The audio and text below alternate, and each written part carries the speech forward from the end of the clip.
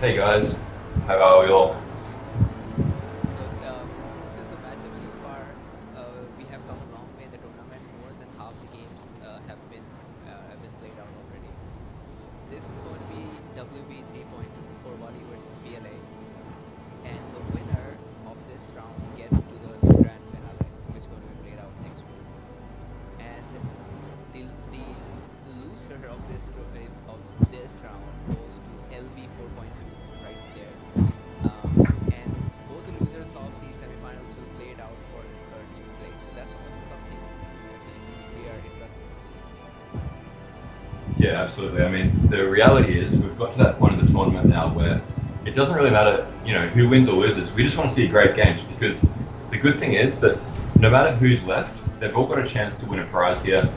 Even whoever wins obviously goes through to the grand final. But I mean, even who comes, that third and fourth place, they've still got to play off for real money on the line. Oh And yeah. so, yeah, can't wait to see the upcoming games. These are going to be awesome. Four excellent teams that are left in the tournament, and I feel like this is finally at that point in the tournament where we don't really know who's going to win because they've all got the quality to cause an upset here.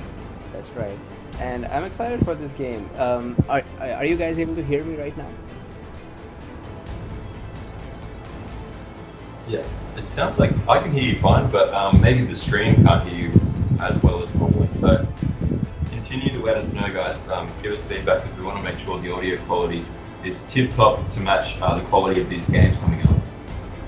All right. So yeah. So yeah, I had something wrong with my mic. I just changed the mic. So let me just quickly repeat it. It's the semifinals. The winners of both the rounds are going to be playing in the W4.1, which is the grand finale, uh, scheduled for next week. And the losers of the semifinal will play it out for the third place. Let's quickly check out the players on both the teams. The first game we have here streaming right now is Forwali versus PLA. Remember, semifinals are supposed to be best of five. So instead of best of three that we have been seeing all this time, it's going to be more exciting now. Oh man, I can't wait for this. I mean, God, it's like, just what the doctor ordered. What do we want? We want more Ron. And best of five means more games, more Ron between the best teams there are. So we've got four Valley versus PLA. Yeah, can't wait for a best of five. It's the first time we'll see it in this tournament. And yeah, definitely won't be the last. We've got another semi-final coming up later today with DL versus TGZ, which is also Right. going to be awesome. But So yeah, can't wait. we've got Sims, Fear Your Death, and I guess Warren Dirksen is Steez and Dave. So Dave just asked us if we are going to cast another game soon. We'll be casting that tomorrow for me, same day for Braun. So tomorrow morning, around 6 a.m. EST or 10 a.m. UTC. That's when the EL versus DDC will be cast. So that'll, just in case anyone's confused, that's in approximately 8 hours from now.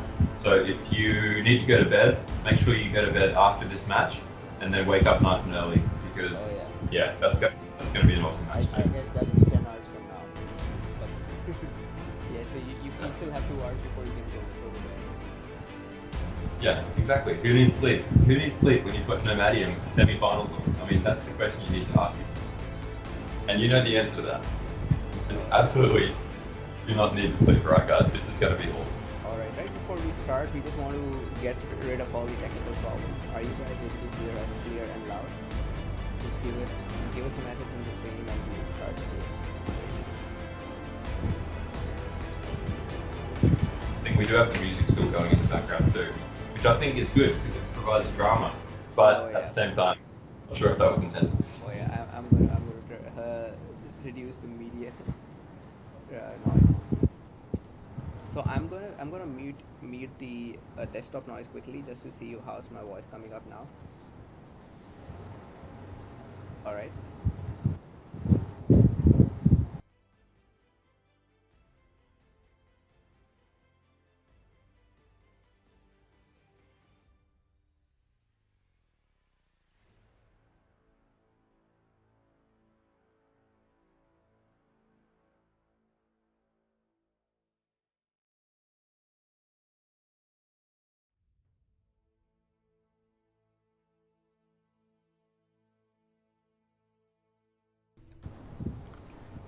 right. Let's see if it's audible now.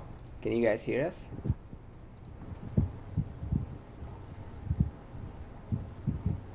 No, L clan. It's not. It doesn't happen always. It's that I have changed the mic today, so I'll have to recalibrate everything.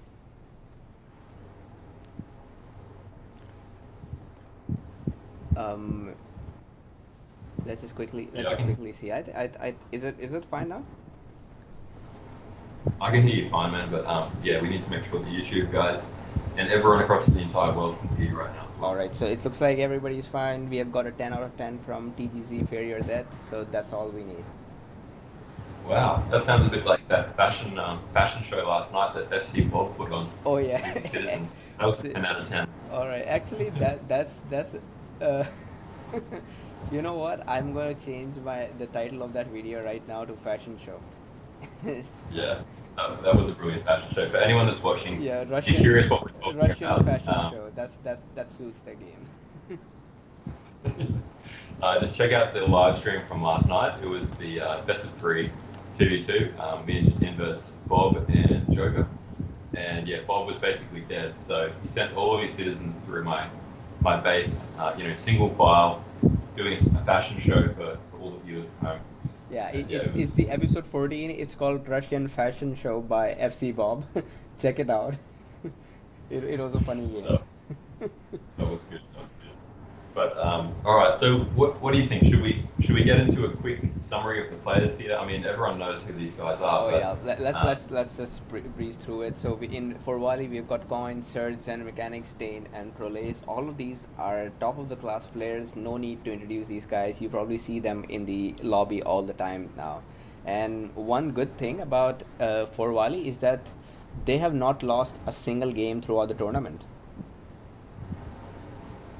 Yeah, I think Full Valley have basically been undefeated the entire way. And I mean, aside from a couple of what looked like reasonably close games with, I think that AS game was probably the closest on legs. Mm-hmm. But that wasn't even necessarily that close. It was still like, obviously there was a huge advantage for Full Valley even in that match. They've just been dominant in most of the games. That must admit, AS games, I probably saw, there was potential there that AS could have perhaps done some things differently and stolen a win there. But yeah, Full Valley looked really, really good.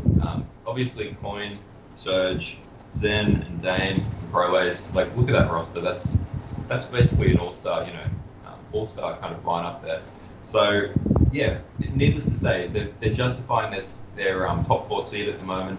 And they go into this match against PLA, on paper as perhaps the favourites here, but honestly, man, PLA. Let's talk about PLA. So PLA, again, we've been over it before, but they're a bit of a wild card because they're in obviously the best Chinese clan. They've got so many good players, but they don't normally play as much on the global service as the other guys do. So how do you think PLA is going to line up here? PLA is going to be, I would say PLA has it tough against Forwali, but we have seen PLA play some really nice games as well. I would say this is going to be one of the closely matched games in this tournament so far, because even though PLA is one of the teams that has lost a game against AZ2, but remember AZ2 was a strong team to begin with, so it's no shame to lose against AZ2 one game. And the best part about PLA is their versatility. Just look at how many players they have and what all combinations they can come up with. So compared to Forwali, if you have watched Forwali's games, you may be expecting some kind of play style by them, but for PLA it's going to be completely unexpected because they've got TNO, Linky, Penguin, TNT, Timeless, Mouse. Some of these players haven't even shown up yet for a tournament, so you just don't know what you're going to look at right now when you see this team play. Yeah, I agree. I honestly don't know who they're going to throw out here as their lineup. So, and they've got 8 players on the roster, so they could throw out 3 different teams pretty much without any crossover. So yeah, it's going to be cool to see what happens here. No idea who they're going to throw out. Timeless, Mouse, Angelo, TNO, Winky. They're probably the best 5. I'm not sure. I don't know a lot about TNT. I don't think I've seen him play too much, but I'd be excited to see, if they throw out one of these guys like TNT or or monkey or penguin, just to kind of mix things up a bit. Yeah, it would be kind of interesting just to make it a bit different. But yeah, look, this is going to be a good game. It's that classic, Asia versus Europe, East versus West. You could argue, playing for pride here, and yeah, can't wait to see what happens. Oh yeah, definitely. Just give me 2 minutes. I'm going to set up something right now. Just hold on. Okay, I'll be muting myself for some time. Kron, you're still on. While Jatin's just getting his things sorted out, we do have a benchmark to hit before we can begin the cast. So this is not an ordinary game. This is a semi-finals of Nomadium. And that means it's something special, and that means we need to get a decent audience tuning in, watching this, because this is when the best stuff happens here. So guys, at the moment, we've got 15 viewers online, but this is my ask to all of you. If you can please help us out, all we need you to do is go into YouTube where you're watching this right now. It could be on your phone, it could be on your computer. Most likely your computer, because we're all Rise of Nations players. But for those guys out there with the, listening to it on your mobile phone, that's cool too. Go into your app, copy the link. All I ask is go in and paste it on Steam, paste it to everyone in your friends list that plays Ron, paste it to everyone in your friends list that doesn't play Ron. Paste it on Facebook. Whatever you need to do, just get the word out there, because there's so many people that want to watch this right now that just don't know about it. So if we can get to 20 viewers, that's when we can start this match. And I know you all want to see the match start. So please copy the link, paste it into someone's Steam chat or Facebook or WhatsApp or Discord or any of those kind of mediums. And the sooner you do it, the faster we'll get this game started for you.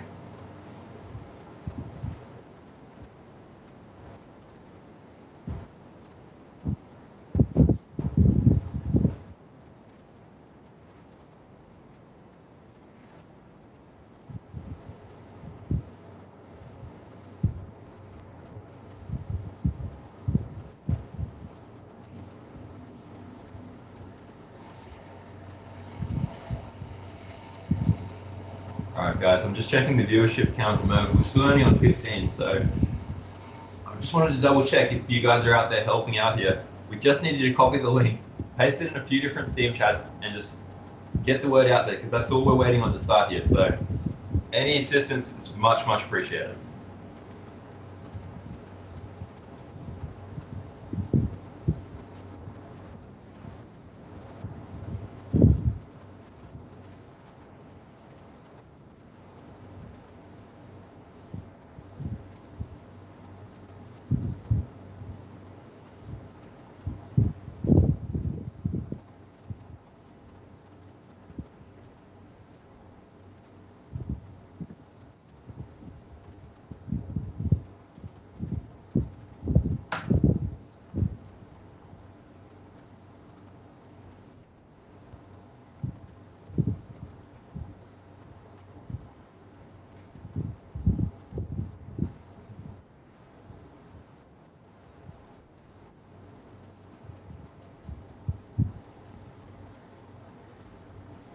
I just saw that L Sims has said on the chat, Ron, I'm not part of any community, not any Steam group or Discord.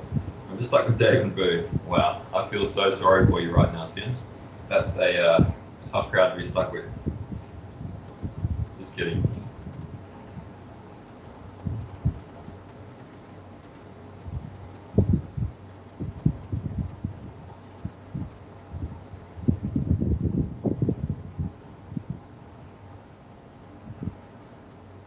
I'm just pasting the link on WhatsApp as well.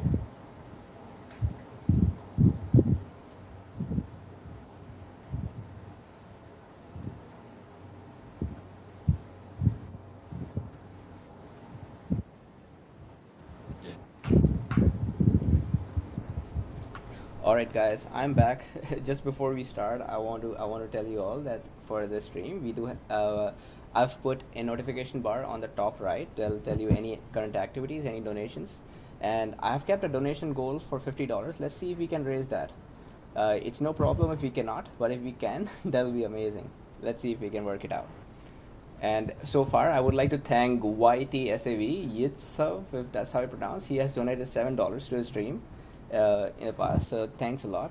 It always encourages me to keep it going and keep continuing to put out more content for the stream. So yeah, if anybody wants to help, we are greatly appreciated. Kron, are we ready to begin?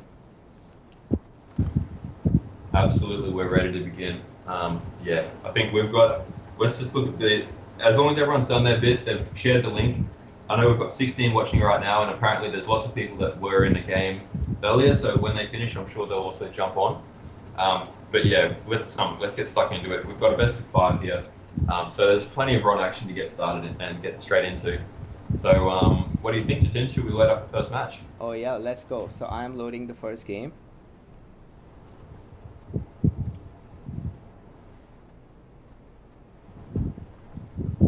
And I am at the 2 seconds mark.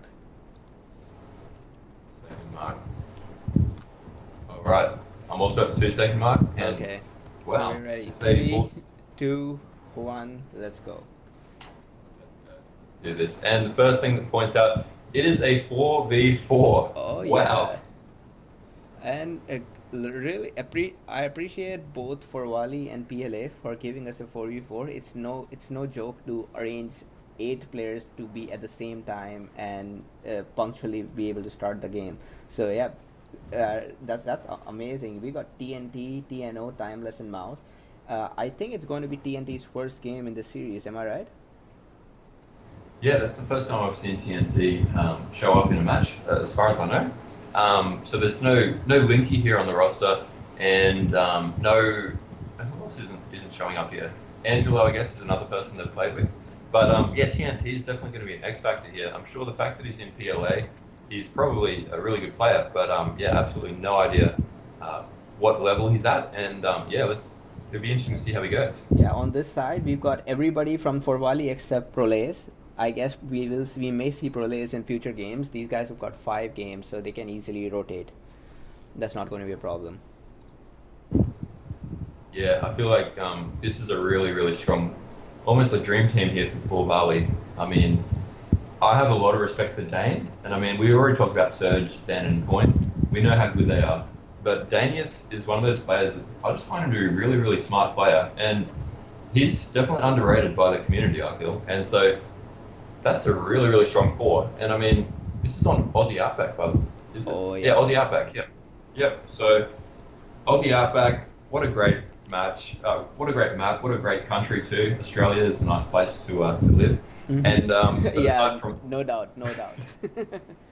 Yeah. but aside from that, you know, it gives awesome Rise of Nations games, I find. It's really fascinating. There's so much going on, and there's so much economy that I feel like it's like a turbocharged Rise of Nations match. So yeah, can't wait to see what happens. And should we go through the nations quickly? Oh yeah, definitely.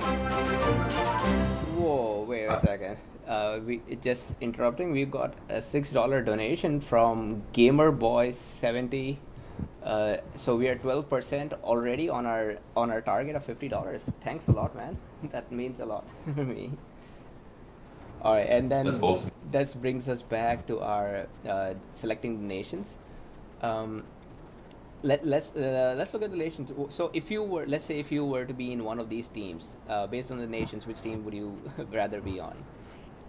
All right, so we got Germans, British, Maya, and Japanese versus Russians, Inca, Aztecs, and Dutch.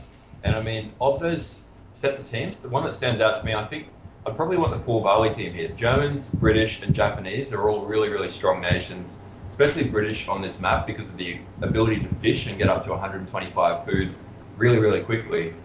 Whereas, you know, Russians, Inca, Aztecs, Dutch, I feel like probably, you know, Russians and Dutch aren't quite as good as the other ones. But I mean, still, it's neither here nor there. It's a 4v4. There's so many players. I wouldn't say that one team has a massive advantage or anything, but I give a slight edge to Forwali here. Oh yeah, definitely. I mean, I would say Russians, Dutch, and Maya are going to be the weaker civilizations out of all of these.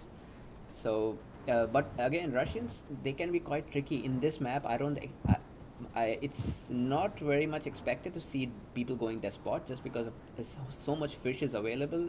You would rather try to get all that wealth using Senator and get your commerce cap to the max you can. So in such a scenario, Russians can be quite powerful because of all that attrition that they provide. And well, Mandrew SF, which who I believe is TNO, he says Dutch is awesome. Actually, Dutch might not be bad for this map, particularly if the Dutch player can show some really nice raids on water. That will be amazing too. Yeah, I agree. And I mean, if you look at, I actually like the way that this map's kind of getting set up at the moment because PLA have made a pretty aggressive build here with Aztecs building right in the center. And this is a big storyline on this map of Aussie Outback, is that in 4v4s and 3v3s, generally speaking, it comes down to the rare resource being mountains. And if one team can border push and steal all the mountains from the other team, then basically, once it gets to age 3 and age 4, you run out of metal, you can't build your heavy infantry, you can't build as much heavy cavalry, you can't build as much siege as well. And you've pretty much got to, the team that doesn't have the mountains has to basically purchase all their metal through, purchasing it from the marketplace. So I like the setup here. Timeless is built fairly aggressively, not a lot of wood by the looks of it. It's a little bit risky with his wood, but if they can kind of hold, they're going to have more metal in the long run. Oh yeah, and they've got. So let's quickly just look over the rare resources. They've got pappy, horses, sugar, silk, furs, salt, wine, diamonds. That's amazing rare resources. I would love to have such rare resources in a game. Yeah, this is looking like some really good rares. I mean, Aussie Outback has so many rares that there's generally, both teams are always going to have something good. I mean, it looks like the, Four Valley guys have Silk, and Silk is a really important one to have on this map. Oh yeah, both of these guys have, both of them have silk, pappy, and salt. So there's no particular advantage over there. Yeah, and there's sugar on the map as well, which seems like it's about halfway between. Oh no, it's actually no, sorry, that's the PLA guys have sugar as well.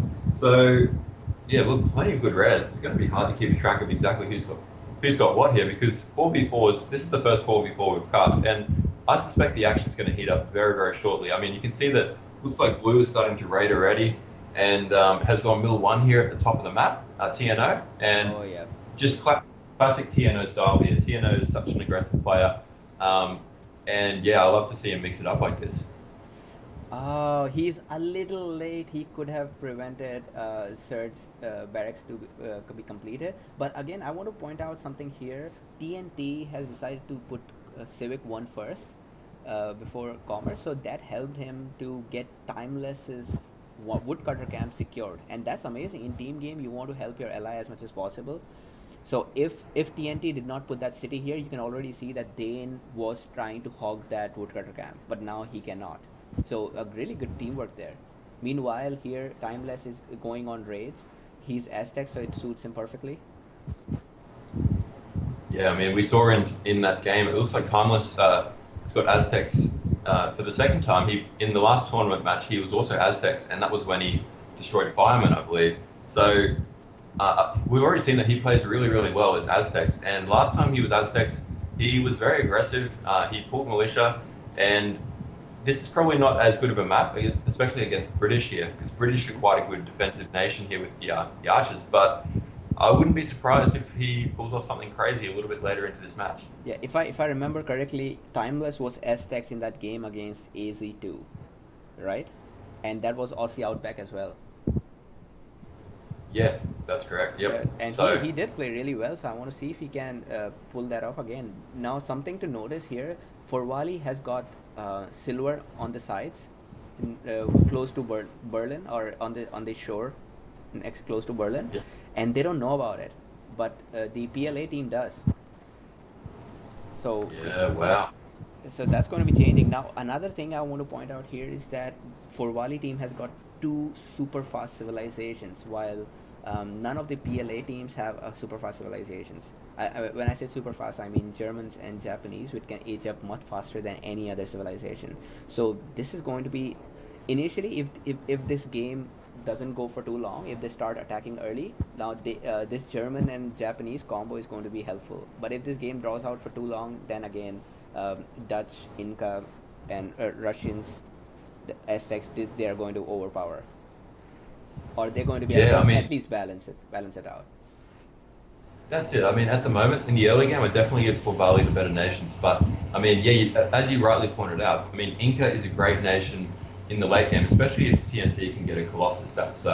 That's really OP. But, I mean, yeah, Inca's always great in the late game. Dutch is probably the definition of the best nation in Gunpowder Age and, Enlightenment Age, if it gets that far.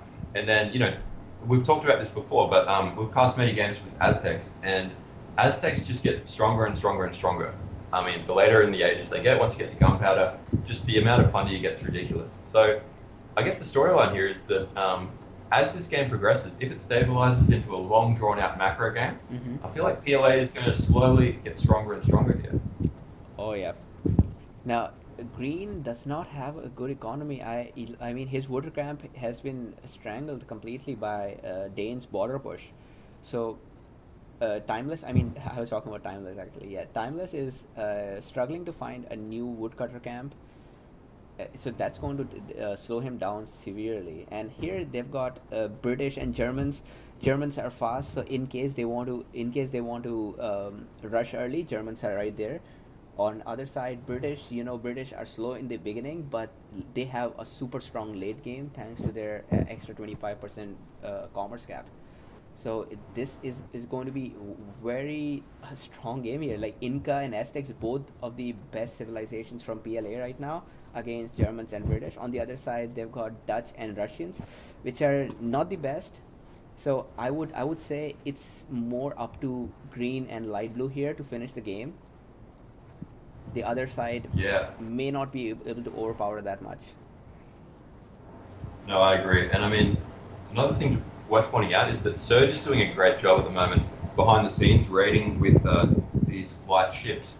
And he's got Citrus as well. So that's something that's really frustrating to play against, is when you constantly got your fish under attack, getting raided, and your food income and your gold income is always under pressure, is to try and focus on your match while also dealing with that at the same time. Oh yeah, and Mouse just asked in the comments if the other side can kill, and I understand. I mean, he's against Maya and Japanese, and Japanese alone are so overpowered on this map. So I don't blame him if he just wants to defend and let the other side kill. Yeah, I think that's probably a fair strategy too. I mean, you look at their nations, so they got Russians and and Dutch up against Japs. So the longer they can hold the game and make it go longer, into Gunpowder Age, for example, the better their chances. But if they try and fight Japanese early on, or if they try to rush, it just wouldn't work. They'd probably lose their army and be quickly counterattacked. So yeah, I like that kind of thinking from Mouse there. Yeah, and Timeless, just look at Timeless's score. He did suffer a lot because of that woodcutter camp, and he's just getting the science. Meanwhile, Yellow is going for it's already classical age, almost classical age. Look at Dane here. He's got second science and second civic already. Same for Zen Mechanics here. Second science, second civic. Surge just stopped at second science. Yeah, I mean, that's the power of that Pappy and Sylve. I mean, you can see that Pappy and Sylve are like the dream team when it comes to Aussie Outback. They're so good to get. You get your fish up, you get your science, you get your commerce too, and this is really setting up Dane and Zen to be in really, really strong positions as this game gets into this middle phase, where they're going to probably age to age 3 fairly quickly, given that everything is kind of turbocharged at the moment from a technology point of view. Oh yeah, and here from PLA, only TNO has gone for an extra research commerce too. Everybody else has just decided to go with whatever they absolutely need and quickly move on to the classical age. Here and I want to also point out how Zen Mechanics has placed his city in the front. That's amazing positioning. So since Zen Mechanics is in front, he has Maya, he has a better defense. It's going to give them a lot more time to survive an attack. And look at those trees right next to Xcocha or Zacocha. That's going to help them. I mean, that Zacocha city is in a perfect spot to be defended.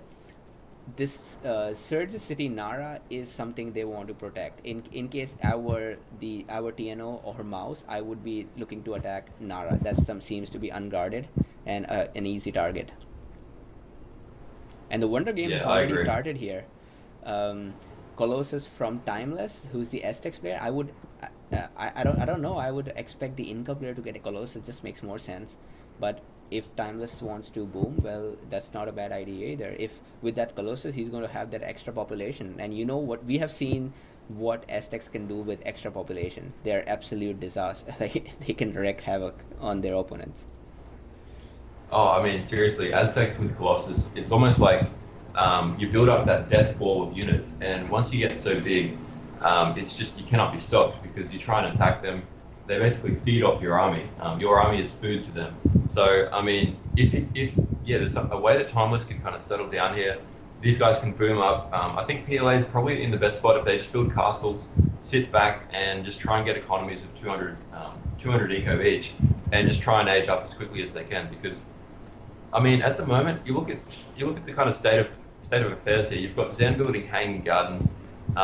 You've got Surge doing a great job raiding the wood in the back. The fish in the background, and you've also got a lot of early raids there on the PLA guys. I feel like Four Valley have the upper hand at the moment because they basically put green and light blue's economy back quite significantly with some really good raids early in the match, and they're always going to be playing catch up from now on. Oh yeah, and the knowledge game is working fine for now. I guess TNT should be getting an. TNT already has what 3 cities. I think he should be making more universities. He just put down another university because he's got plenty of wealth. That's a lot of wealth already. And Timeless is, I think he forgot to start putting scholars in his university. Look at that. He has the least amount of knowledge income out of all the players. Yeah, I think Timeless has definitely got the weakest economy. I mean, he was the guy that kind of took a risk at the beginning, and everything in this game, it's like Newton's law. Everything has an equal and opposite reaction. And I mean, he decided to walk into the center there and get that map control. And I mean, you can see that they've got plenty of mines now, but the problem is he's got no wood. I mean, he had no wood in the early game, and that wood was under pressure. So, ironically, it's been great for his team, but Timeless has basically taken one for the team and sacrificed his own economy by making that move in the beginning, and this is starting to play out now. Actually, yeah, he also doesn't have anywhere close to 150 economy. He's being attacked by Coin and Dane both. It may not be really good for him. I don't see any army from light blue right now. Yeah, it looks like Light Blue's he has got some ships which he's been building to try and defend against Surge's raids. So yeah, perhaps that's part of it. But you can see that this pressure's starting to come in now on Green City here, and yeah, really big army from Coin. Oh yeah, and looks like that city is going to be taken. Wow. That City city does has go been down taken. there. Yeah, just and honestly, I just feel like this is a reflection of that early kind of that wood situation. Unfortunately for Timeless and for TNT, just economically they're a bit behind there. They just couldn't keep up. And you look at the economies of Dane. I mean, God, Dane's out of control here. He's got 200 food, 200 wood coming in. Oh yeah, and that's the And power of Germans. Oh man, like uh, really, really well played by both Dane and Coin here, and I guess a mouse is coming to help. That's obviously the wise decision. If he doesn't help right now, it's GG. yeah, they need to push back here. And I mean, having 3 armies against 2 hopefully should give them a bit of an edge here, trying to push Coin and Danius back. But at the same time, even just having to come down here, you can see that Surge is going in for an attack himself, and Oh Mouse with yeah.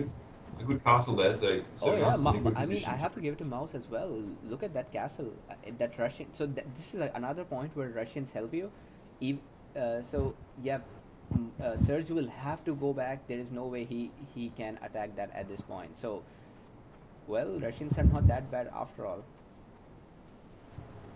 Yeah, and wow, TNT actually has a huge army now.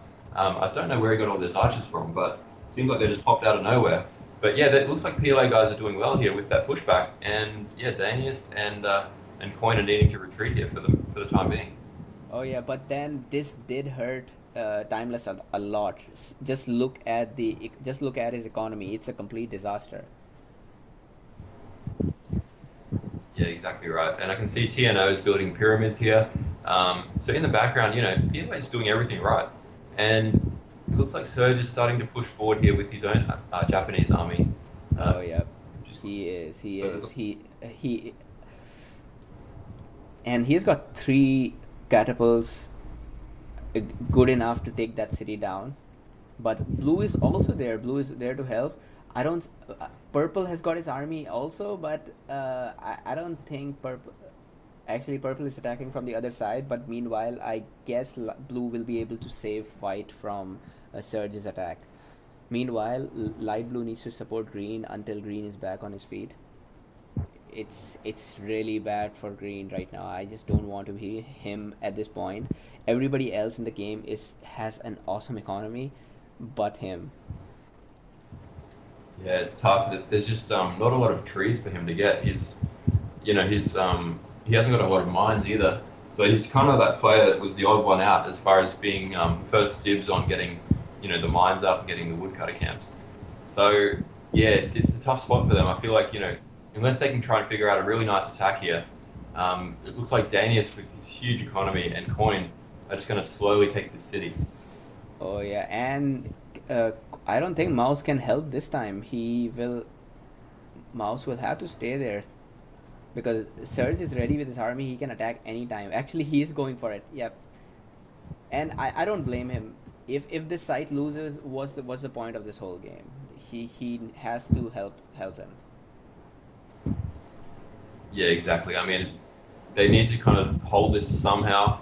And I think, coming down, trying to get a triple off against the two armies is probably their best chance here. But yeah, it's looking pretty tough spot right now for Timeless and PLA. Oh yeah.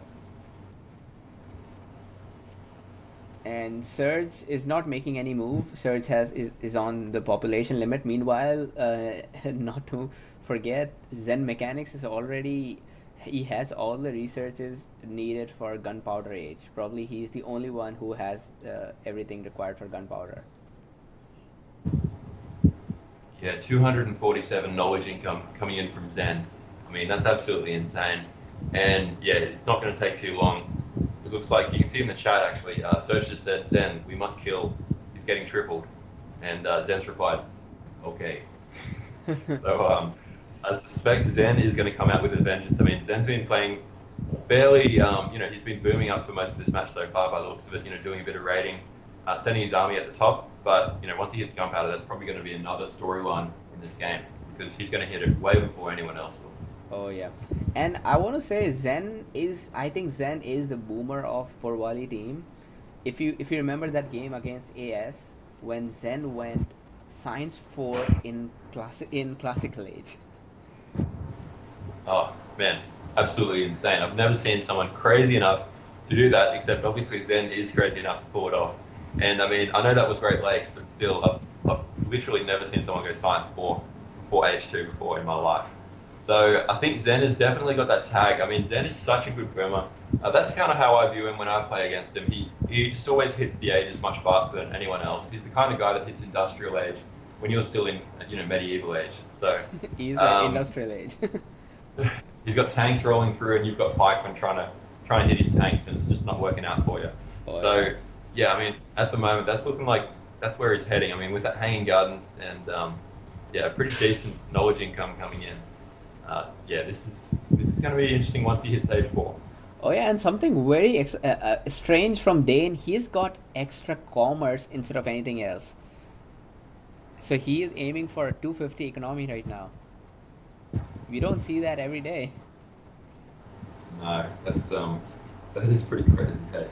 I mean, these guys have such good economies, and I mean, the biggest thing for PLA right now, which concerns me for their chances, and if you're a full Bali fan, which would make you pretty happy, is that Aztec's capital has the Colossus there, and there's a massive army that's marching towards it. And I mean, it's well, just look at that. Just look at that mouse ambushed and destroyed Surge's siege wagon. Oh my God, that was an awesome move. He just forced. I will have to give TNO and Mouse. What a brilliant game! Wow, brilliant play there by both TNO and Mouse. That was that was epic and worthy of a semi-final like this.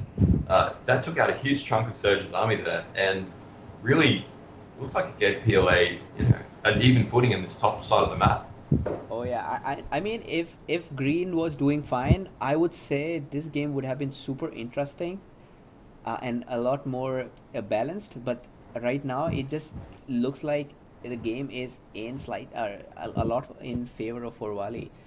Zen Mechanics is going Gunpowder Age, and Mouse, even after all those battles, he is still keeping up with his economy. Look at that, he is going to be Gunpowder Age soon too, probably one of the first in his team.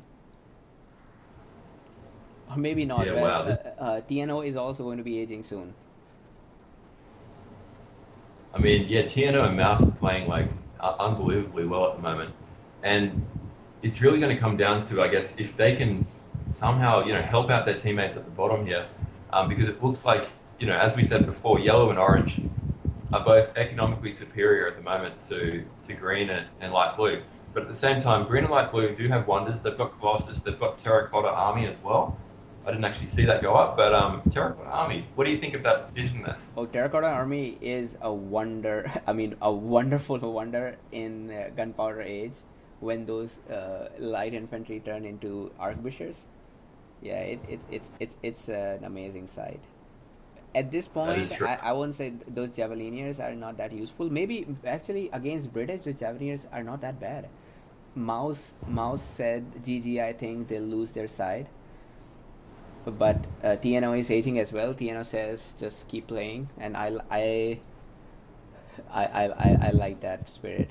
Meanwhile, in the chat, Dave just said that he did Science 4 in Ancient Age once, and I feel I remember that game. He was Dutch, and it was 4 versus 4 on I guess on Great Lakes.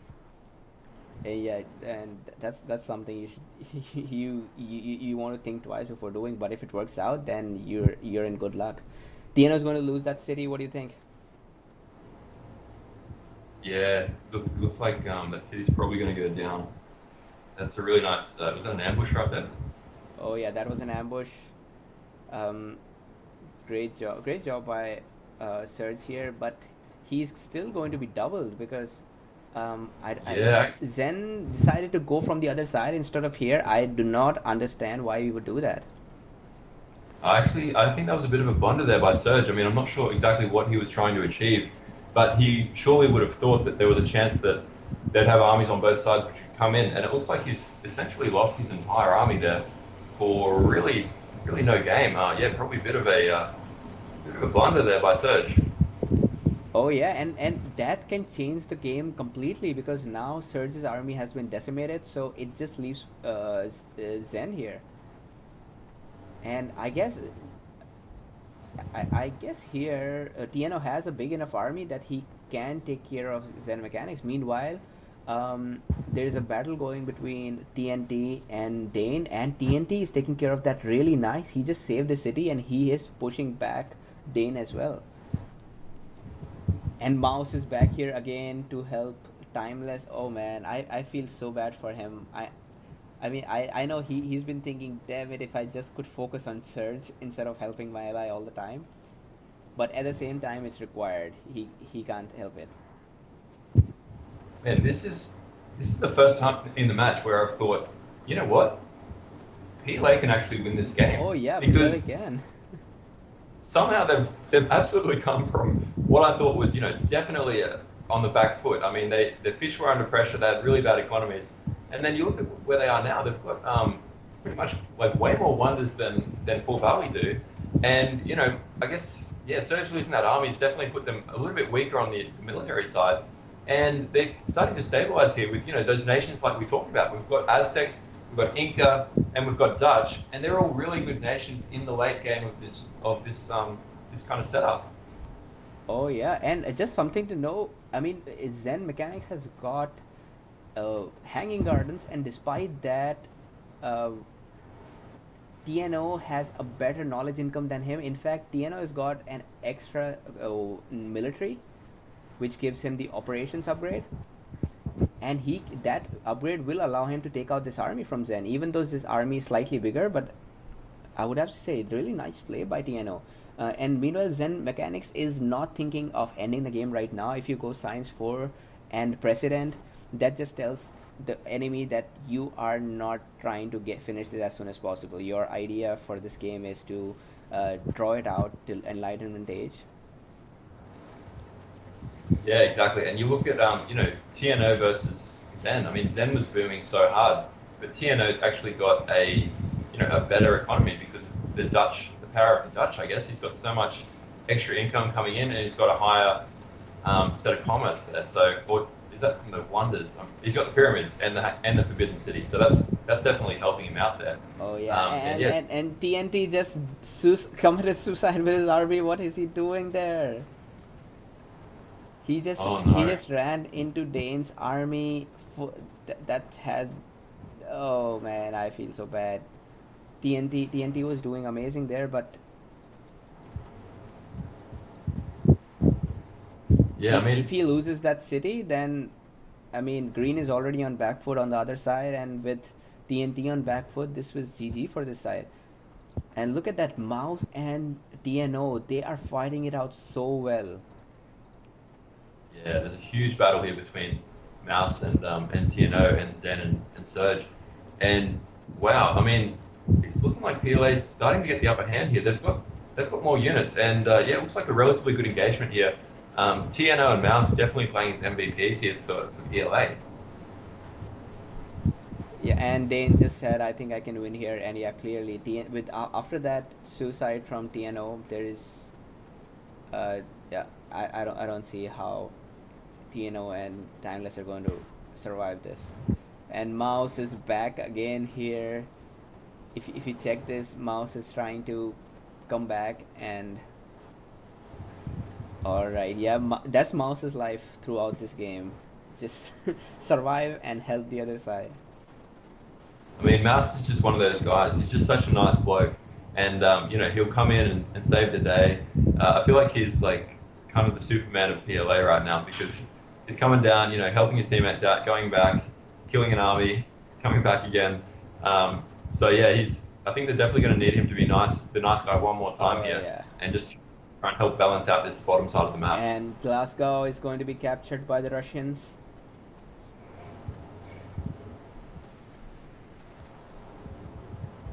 Yeah, it looks like that Glasgow has gone down there. So yeah, I mean that's going to hurt the economy here for yellow.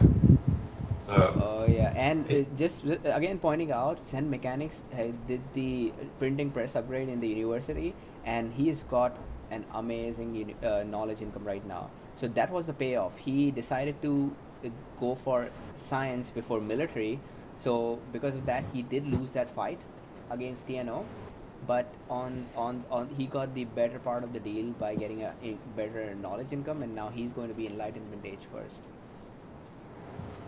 And look at on the other side, TNT managed to take back his city. Oh my god, I can't believe, I'm telling you, if these guys could have won this game if they just played it out normally, or if they were a little bit more lucky. yeah, I mean this is crazy. I mean, to be honest, this is like the biggest game, and so far it's been a game of there have been a few blunders here. I mean, Surge made a bit of a blunder before. You got TNT who just sacrificed his entire army, and you've got so many wonders, but so much back and forth, like from a big picture game here. This is absolutely insane. This is exactly what we signed up for, and I can't wait to see how this is going to play Oh out. shit, No, oh shit, Mouse is going to be double there. Do you see it? Mouse is going to be double yeah, between, sandwich between yellow and red, and green is hiding behind. That's not the right thing to do there. looks like a good pullback there by Mouse. Mouse is very aware of his surroundings, and he was able to kind of yank his army back behind that tower. Oh yeah, So in the right time. like he survived. Yeah, he survived that one. That was definitely a dangerous situation. Exactly. It could be one double like that, which decides this entire match because this is so finely balanced right now. You've got Zen, who's probably got the long-term advantage from a knowledge income point of view, but I feel like PLA's got an advantage from a nations and from a wonder point of view because they've got pyramids, they've got Colossus, they've got Forbidden City, Terracotta Army. They're all really good wonders that really add up in the long term. Oh yeah, and look at that. TNO just said that he can win here. Now, looking at his library researches, if he has a bigger army, easily a bigger army than Zen Mechanics, and he can push back Zen Mechanics if he just speeds up. But Zen Mechanics will be on his way to Enlightenment Age, I think, within next 5 minutes. Meanwhile, Surge here may be losing all of his army again. What do you think there? Yeah, that's Surge's got a bigger army, but I mean, Mouse has probably got a bigger one here. And I mean, yeah, you look at how this is playing out. You know, Mouse has got a decent engagement here, but Surge has a lot of heavy knights. And I mean, with the Monarch and with the armor upgrades, he's got that +8 attack, or +8 armor, sorry, and +2 attack for his cavalry. So yeah, it's going to be interesting to see who wins here. Yeah, and Surge is Surge is going to Surge might be winning this battle, but on the other side, yeah, TNO is just rushing into Zen Mechanics capital. Do you see that? I mean, not the capital, just the city. Yeah, you know, he's pushing forward here, and it looks like Zen is trying to do what he can to hold, but he's got a lot of hallucinations, decoys there. Hallucinations. Yeah.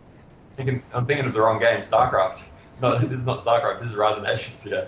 But yeah, one of those were fake units, so I wonder if that helped kind of push TNO back there. If he'd known that, whether he would have gone in for the kill or whether he would have retreated. I would also like to point out that that city from Zen Mechanics is not a good target. They should be attacking this Nara here, because then they don't have to worry about fighting that Mayan city fire. And that city is just too much in the corner. It's already so difficult to fight this, and very soon is. Oh my God! Just look at Zen Mechanics. He's not even he's not even thinking of ending this game in Enlightenment Age. He just went for Science 5.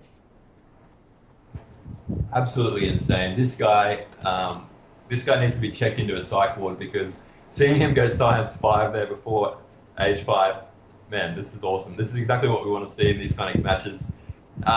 Bit risky though. I mean, I must admit, he's got a big engagement here with TNO, and this is the kind of time where it would come in handy to have those Enlightenment Age units. Oh yeah, I'm going to interrupt you and get your attention to Timeless's capital. This is something I would never expect from in a semifinal game. He never deleted his Senate. How could he forget to delete his Senate? Yeah, you can see he's starting to siege it with that catapult, so he's trying to make up for his mistake there. But can he get it destroyed and razed and rebuilt behind quick enough? That's the question, because that castle is really helping, but that castle is about to go down by the looks of it, unless Mouse can maybe come to the rescue again. Oh yeah, and Timeless is just reaching Gunpowder Age. He's just reached Gunpowder Age. That means now he'll have access to Archbishers, and Essex just gets super strong in Gunpowder. I mean, it just I don't know how, but maybe because of the Archbishers probably, and they just get a 100% extra power boost. And yes, Surge is doing well. He is going to take that city as well, forcing TNO to come and help. Yeah, I mean, this is good. I mean, Surge has finally got the upper hand now over Mouse by the looks of it, as far as armies go. But TNO has the upper hand over Zen. Look at least from TNO's score. PLA actually exceeded. They just surpassed Forwali in terms of score. Can you believe that? Oh man, this is insane. This is when Dutch becomes powerful, right? They actually came back from a point of no return. Yeah, but look at Surge's army here. He's got a heap of heavy knights, heavy cavalry. And Mouse is supposed to be helping him. Mouse should be going there. That's not good for... Yeah, that's not good. Yeah, I mean, they need to try and double Surge here because he has so many horses, but looks like they are starting to double now, and they're starting to get some traction. But wow, why is Surge's army not dying right now? That's what I'm curious about. They just seem to be destroying everyone that they come up against. Oh, because he's got the Monarch, and he's got so many. So all those knights are getting the extra 2 armor. Yeah, no, they've got +8 armor at the moment. That's. And look at that, Timeless and TNO are. It looks like they are coming back in the game as well. And this is like a response to anybody who said that the game was over in Classical Age. Just look at that. These guys are actually giving Forwali a run for their money. This is insane, man. This is what happens when you got an unstoppable force versus an immovable object right now. I mean, God, these guys are playing off their pants at the moment, and you can see that TNT and Timeless are doing really really well to hang in there. And I mean, we've seen so many comebacks. We've seen Surge has definitely come back here. We've got Mouse had a huge moment.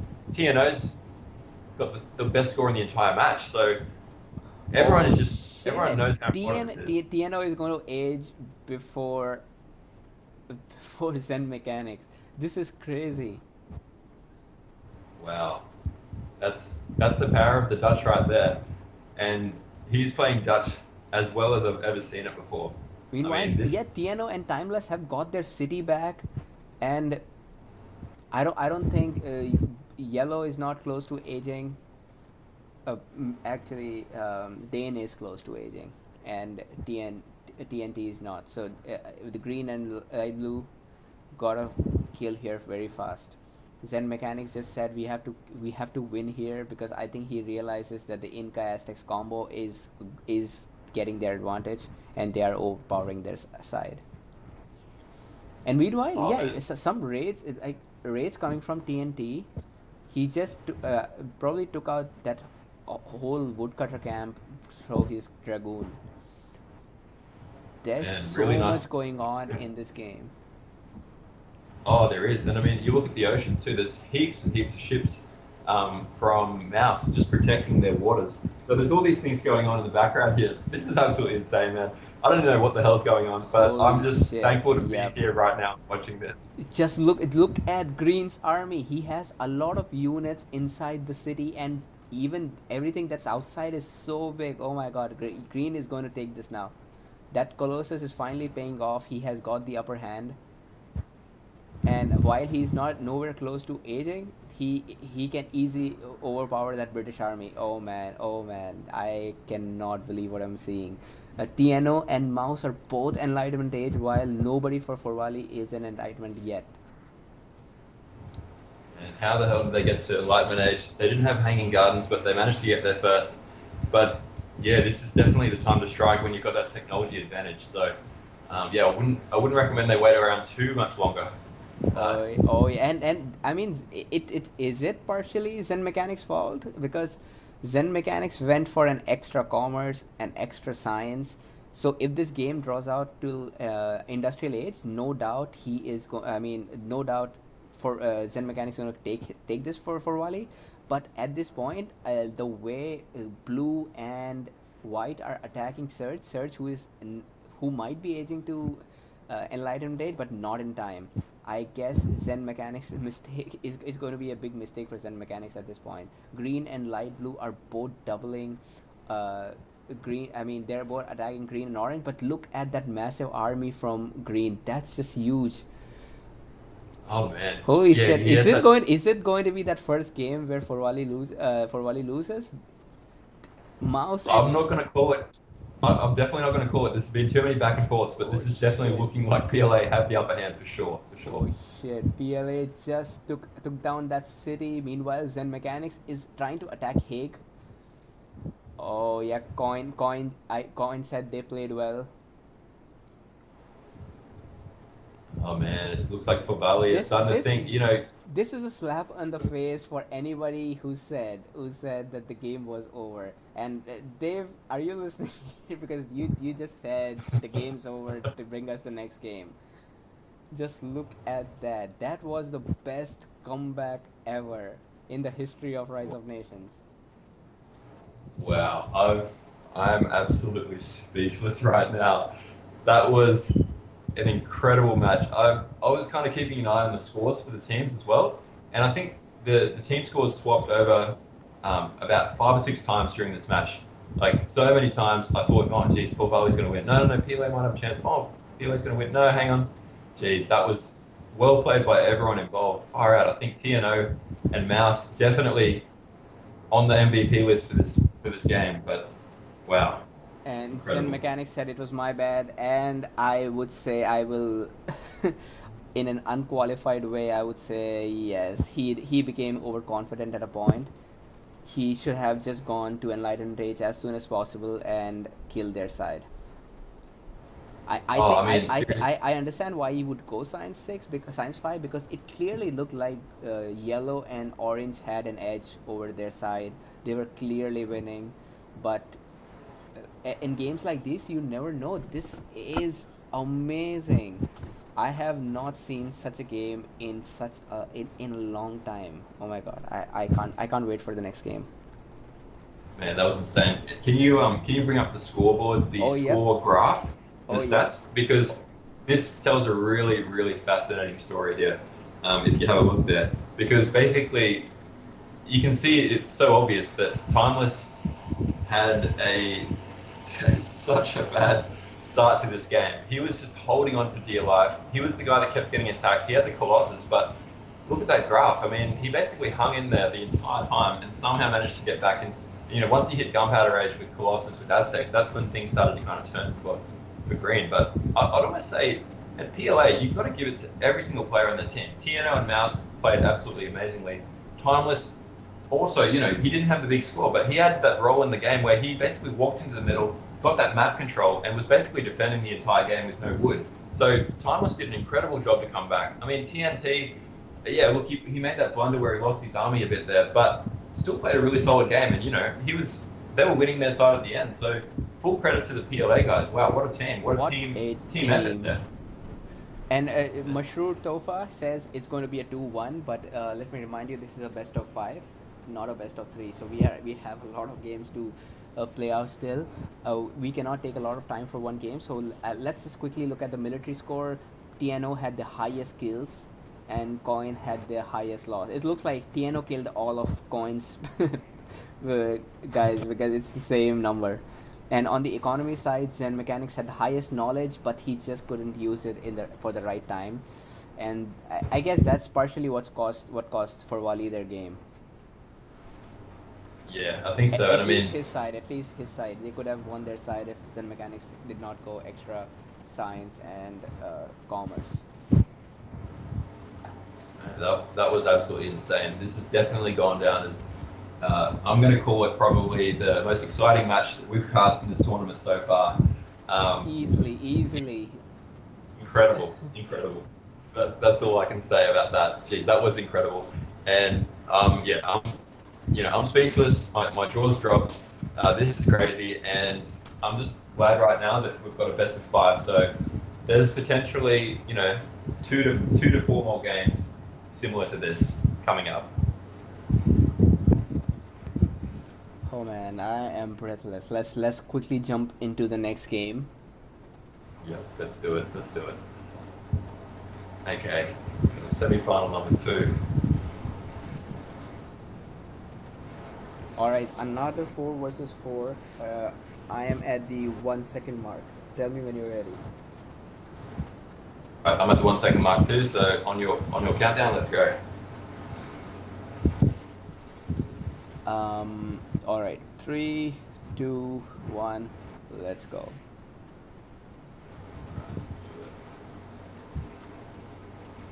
Oh wow! So the first thing I noticed, we have another match here on the best map of all time, Aussie Outback. Aussie Outback. This has no relation to the fact that Akron is Australian. It's purely through statistics and research. Statistics and research are very important, and that's exactly right. So, yes, statistically, this map, I reckon, in my opinion, has the best matches. It's up there at least with, Sahara is also really great, and a few other maps like that. What other maps do you think are the best Rise of Nations maps aside from Aussie Outback? I love Great Sahara. Just because of the dynamic of the map. It's the games are not long. You can finish very soon. But if apart from Aussie Outback, another great booming game is map is Great Lakes. Of course, you're gonna agree with that. Oh, exactly. And I mean, yeah, Great Lakes. It's a different style. That's what makes Rise of Nations great. Depending on the map, there's so many different types of games that can kind of eventuate. I mean, even you've got Himalayas and Amazon, I feel like they're kind of similar as well. They've got their own kind of niche where it's a combination of being aggressive and booming as well. But yeah, I can see in the chat right now. I mean, Zen's saying, not going to over boom this time. Going to be aggressive. And that's the best tip I could give him too. Just don't overrule. Man, He had that game last time. I'm sure he is kind of blaming himself right now for that loss, but it's fine. That's the reason we had it best of 5. So there are more matches to be played, and you are more likely to have the game winner to be actually the better player instead of the lucky team.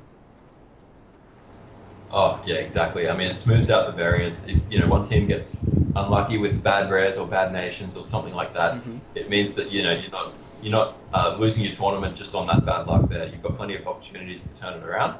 And you look at the last match though. I mean, I would argue that PLA had probably a weaker set of nations to begin with, and they just managed to somehow make it work. And that was crazy, man. For Valley guys, they definitely can't have any complaints about the nations they got. I mean, they had Japs, Germans. Normally, that's enough to give you a huge advantage in the early game, and they couldn't make it. Definitely. And in the last game, actually, the nations that we thought were the underdogs, they actually helped. I mean, they were conducive to the whole PLA winning. If Mouse and TNO did not do well on their side, that was GG for PLA easily. Initially, in fact, they were 3 versus 4. Yeah, man, that was 3v4, and I don't know how they managed to hold, but they did, and TNO would definitely be having many positive thoughts about that game for probably years to come. I think that's a story he'll tell his grandchildren. That game back against Fort Valley and the inaugural semi-finals of Nomadium. Yeah. Oh man, yeah. And the kids will be like, oh, what? Stop boring us, Grandpa, with these old stories about Rise of Nations. I mean, we're all playing virtual reality by this point anyway. So. Oh yeah, and right. And he'll be like, remember the time that Rise of Nations game 5 decades ago? Yeah, I won that. I won one of the tournaments. But that was that. I mean, if he brags about that game, I completely understand. I would brag about it if I won that. Like, it's just like in the condition that he did. Oh, absolutely. And so let's look at the way this is set up at the moment. So interestingly, basically the 4 teams, the nations are all on the opposite sides of the map compared to where they were before. Just a second, we've got another donation of $4. Thanks to Goggle. If you can comment on the chat, that'll be amazing. Thanks to you, we are now 20% are completed with our donation goals. That this is working out really fine. Thanks a lot, you guys, for your support. Yeah, appreciate it, guys, and yeah, please keep the donations coming if you do enjoy watching this, because it really does give a lot more incentive to get as much content out as possible, and obviously work on future games and future tournaments. And just pointing out right now for Full Valley, it does look like on face value, did they get enough access to the sea here to build fish? And the answer is they just managed to get enough. They've got a slight access to the coastline here, just near Green's base at the top. And you can see the 4 Valley guys are starting to build their docks there. Bit of a lucky break there, because if they were just slightly further back and they didn't have any access to the ocean, that would have been a huge kind of hole to come out of, because, man, it's so important to get those fish out early. Oh yeah, no doubt. Like if they didn't have this coastline, they would be dead. I mean, they might even just resign and save themselves the time. But luckily, they got just enough space for 4 docks. And NTLCD USA just asked us where we can donate, and the link for that is in the descriptions. So yeah, if you go in the description, you will probably find it. So just let's quickly go over the nations from both sides.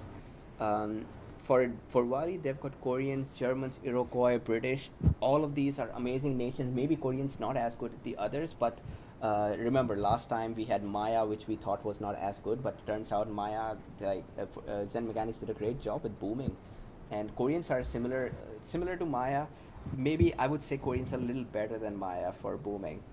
So it looks like I won't be expecting for Wali to complain about their nations after this game. Not that they did last time or anybody did last time. And similarly, PLA has got Mongols and Romans, two really offensive civilizations, and along with Persians and Greeks. All of these are amazing. Persians and Greeks are going to be great for booming, and Romans and Mongols can clear out their enemies much sooner if they go on rampage. Yeah, exactly. I mean, I'd say so on the balance side, I pick between these two. I would probably say, oh, look, it's fairly even. I'd probably say, I'd say for Bali, maybe you have again, it's fairly balanced, but I like Germans, Iroquois, and British just as nations. But then, Mongols, Romans, Persians, Greeks, they're also decent on this map, especially Greeks. I find Greeks can be really, really strong on Aussie Outback. So, yeah, look, I think Yes, we're in really. for another really good match here. And just before we proceed, we've got a $25 donation from Trees. Uh, if you are in the chat, please let us know. So far, nobody who donated has let us in the chat, and that's weird because I would really like to know who is donating. So yeah, thanks a lot for that. We are already 70% of our donation goals. That's amazing. I was having this goal set for tomorrow, but it looks like we might be able to just get 50 by today. Yeah, that's awesome. And wow. not getting carried away by that. Um, Kron, over to you. Oh yeah, so I mean, as we're looking into this match, I just thought it'd be good to see what strategies the Fort Valley guys go for here, because I feel like after that last match, they probably are feeling a little bit a bit nervous right now because they thought they won that game and then they kind of came back and lost it. So I can see that Surge here is going for an early military, an early raiding here with British, which I think is always a good move given you get that free archer on completion of the barracks. Meanwhile, you have got Coin here going for a very economic build with Germans, going for Commerce, Civic, Commerce 2, and that's definitely going to help. That is going to help. He is Germans going, and like they've got Silk. Extra commerce is just the perfect thing to do with Germans. And I mean, yeah, going booming up like similar to what Danius did. I mean, Dan did a good job last time. Obviously it didn't work out for PLA for Bali in the long run. But I mean, going for that build, I think was definitely the right thing to do. You just get those fish out, get your gold income up as high as possible, as early as you can, and then just kind of ride that out to a really nice boom game into the mid game. Oh yeah, and let's also look at the rare resources. Fort Wally or Zen Mechanics has got furs here, which he has not discovered yet. Then they've got Pappy again, and cotton here. Well, bison. What else have got? Wool, gems, silk. They've got tobacco is going to help. Relics is going to be an amazing rare here, especially on this map where everybody almost maxes out on their knowledge income from university. This relics is going to give them an extra edge. Oh, seriously, those relics are definitely going to come in handy. And having these guys have got dye as well. So remember, if they just haven't discovered dye and furs, but if they do, that means these guys have all the 4 major library rares. Wow, that's a really strong thing to have on this kind of map, especially in these kind of games. I mean, I definitely feel like Fort Valley have got the better rares here, no doubt. When you have a look at what PLA have, they're kind of those rares that they're kind of like meh. You've got marble, you've got you've got wool, and amber. There's some good rares there, but they're not the great ones. And you definitely want those library rares to try and get your research pumping as quickly as possible and essentially get to gunpowder edge much faster than the other team. Oh yeah, and just pointing out here, look at that. Surge has decided to sacrifice some of his library researches so that he can push his team forward. He has got those upgraded British archers, which he is using perfectly right now. Yeah, I mean, I can see that there's a fight here between the archers versus the British archers, and there's only going to be one outcome there. I mean, British archers are so good. The longbowmen, incredibly powerful, and they've got such good range. So, quite a nice move there by Surge. And they probably can take down a slinger in 1v1. Oh, seriously. I mean, I don't know if anyone's seen it, but these longbowmen can take out a tower. That's how strong they are because they've Oh got yeah. more range than a tower does. Oh, It'll probably all take them right. about you know an entire 2 hours to actually kill it because the armor is so good. Yeah. But they can actually sit there and fire arrows at a tower. That's how good they are. And I bet two of these can take down a heavy cavalry. You wanna bet something on that? Uh, yeah, I'm not sure if I'd take that bet. I mean, that might be taking it a little bit too far, but we'll have to test this out. I mean, they are awesome. Man. They're the best archers you'll ever get. And yeah, once you get, if you can get Obsidian with British, with a big army of longbowmen, that can be pretty scary. Now, let's quickly zoom through the rare resources for PLA. PLA is not as lucky as last time. Last time both the teams had Silk and Pappy, but this time Pappy is only for the Forwali or and Silk as well. So PLA, I won't say it's clear that PLA hasn't got as good rares as for Bali this time. They've got wool, horses, diamonds, but they've got none of those rares that you actually need to for booming. Like if they can manage to get holds of furs, that might even the game. But for now, with Silk and Pappy, for Wally is just going to be better equipped, and Relics as well. They're going to be better equipped for a long term game. Yeah, I think the interesting thing right now is that you've got, as far as wonders go, you've got Timeless has put down the Colossus, and Timeless played so well last game with that Colossus, even though he was on the back foot. But I mean, no one's gone for the Hanging Gardens yet. No one's gone for Pyramids. I think it looks like the Full Valley guys aren't interested in booming at the moment. They're probably looking to play a bit more aggressively, and just go for a bit of strategic play, maybe a double here or there. Just as I say that, though, it looks like Coin has thrown down the Forbidden City. Oh, sorry, the hanging gun. And looks like Surge has already raided his side, and if you check Zen Mechanics, he is ready for some raids. Look at that. 2 barracks, 1 siege factory, and 1 stable. He's probably going to use that cotton as well. So, and on this side, it's clear Timeless is not equipped to handle that. Just look at that. Timeless hasn't even got a barracks out yet.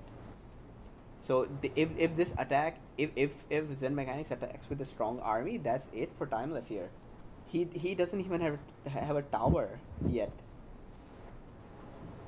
Yeah, I mean, I don't know if Timeless can see this coming. It looks like he hasn't really scouted that Zen is gearing up for a big attack here. He does have the infrastructure in place. He's got elephants on the way as well.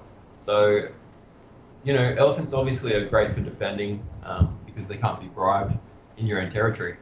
So I think he should be okay here, but yeah, definitely something to watch for the next few minutes. Oh yeah, and Timeless is making a mistake. So when you are against Iroquois is so good at offense. It's just obvious thing to do is to scout out your enemy, find out what he is up to.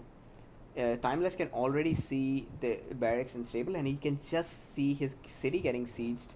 So it's a clear indication that he needs to get his army out. He's just putting down the second barracks, but I don't think he'll be able to do that in time. And Zen Mechanics just use ambush. I don't know if he's aware or not. Iroquois cannot use ambush. It's just a bug in this game. Really, I didn't know that. So you just taught me something. Oh yeah, I mean, check that out. And Timeless does have some army here, but without some help from TNT, I don't see how he's gonna survive that. And great job by Surge as well. Surge is keeping pressure. Yeah, well done by Zen here. He's showing that he's definitely a multi-dimensional player. He can boom and he can rush. And you can look at Yellow's army. He had a lot of units, but they were basically pinned against a wall there. All those archers and slingers going down. And yeah, he definitely needs some help. I think TNO is talking in the chat saying, we might need to rotate and help him out. Oh yeah, he says go help baby. Okay. And great thing, Coin is here to attack as well. This is what I call a teamwork. Now, Forwali has learned their lesson last time. They were winning their game, but because of Mouse constantly helping the other side, they could not attack. This time, they're making sure that nobody gets tripled or doubled, nobody has an unfair game, and that's what you want to do in a team game. You want to keep helping your allies so nobody is at a disadvantage. Yeah, exactly. It looks like the Four Valley guys are definitely playing more in tune with each other now that they're all putting a lot of pressure on and basically forcing the other guys not to move down to help out. And at the moment, yeah, it looks like Yellow's kind of got to fend for himself here. Yeah, Losing that city and losing those barracks. yeah, It's not lucky good. for Yellow that none of his, I mean, that city was not an economic hub for him. He did not lose anything, literally. So, except villagers, of course, or scholars, I mean. So he is still fine. All he needs to do is now get more army here and start. Yeah, he just needs more army. That's it. Yeah, I Meanwhile, mean, yeah, in fairness, Surge is here on the next stage already. Look at that. TNT has got 3 towers. Is that perfect use of Romans? And oh my god, that's bad. That's bad. TNO is fighting alone. That's bad timing from Timeless here. Timeless should be here already.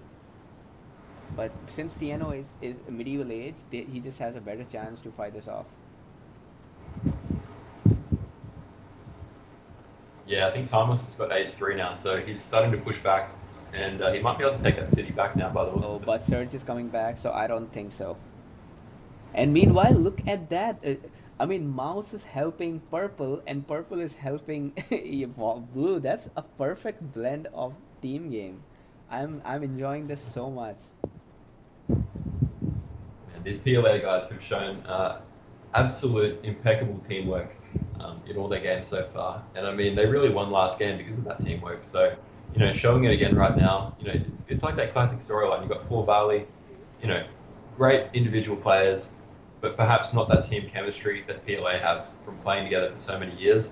And it's really showing right now. Oh yeah. Just quickly going through the knowledge income from each side, it looks like the whole Forwali team is doing great for knowledge. Timeless is struggling a little bit because he just lost that city, and everybody else seems to be fine. Coin is of course is leading in the knowledge production because he's got the hanging gardens, but he's not leading by a lot, so it should be all right. Now this is the exact same thing what happened the last game. Do you remember? Timeless got attacked. He had to fight back, and everybody else is trying to save Timeless. This is somehow the meta of these games. It just I mean you just can't ignore that. Maybe Timeless does that intentionally so that Forwali gets a feeling that they're winning, and then they get overconfident later. Do you think that's a strategy? I think it's all part of Timeless's great plan here. I mean, Timeless is just one of those guys. He loves to be the underdog in the story. He just loves to be the guy that pulls it out and somehow comes back in H4. So he's got the Colossus. This has pretty much gone exactly the same. As you said before, his economy is actually pretty good.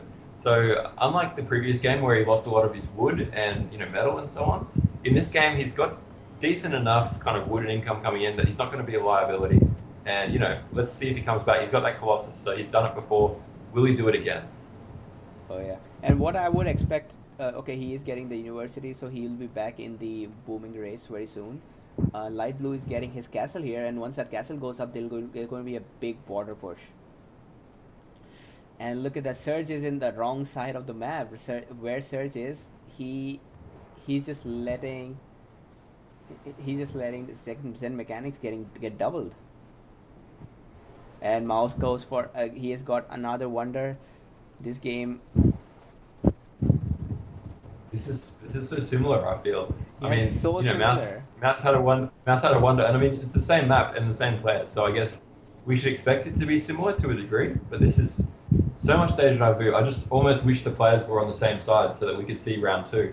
It's a little bit confusing to me right now seeing them opposites with PLA on the right hand side and Poor Valley now on the left. Oh yeah, and again pointing out that Coin is going to be so it's like Coin has replaced it's just taken Zen Mechanics place from last game. Zen Mechanics was the boomer last time. This time it's Coin, and Coin is doing a great job. He's going to be Gunpowder Age, and based on what I see from the libraries, it looks like he's going to be the first one to reach gunpowder. Yeah, I mean, Coin's doing a great boom right now. You're making full use of those relics and, you know, a few other knowledge rares there as well.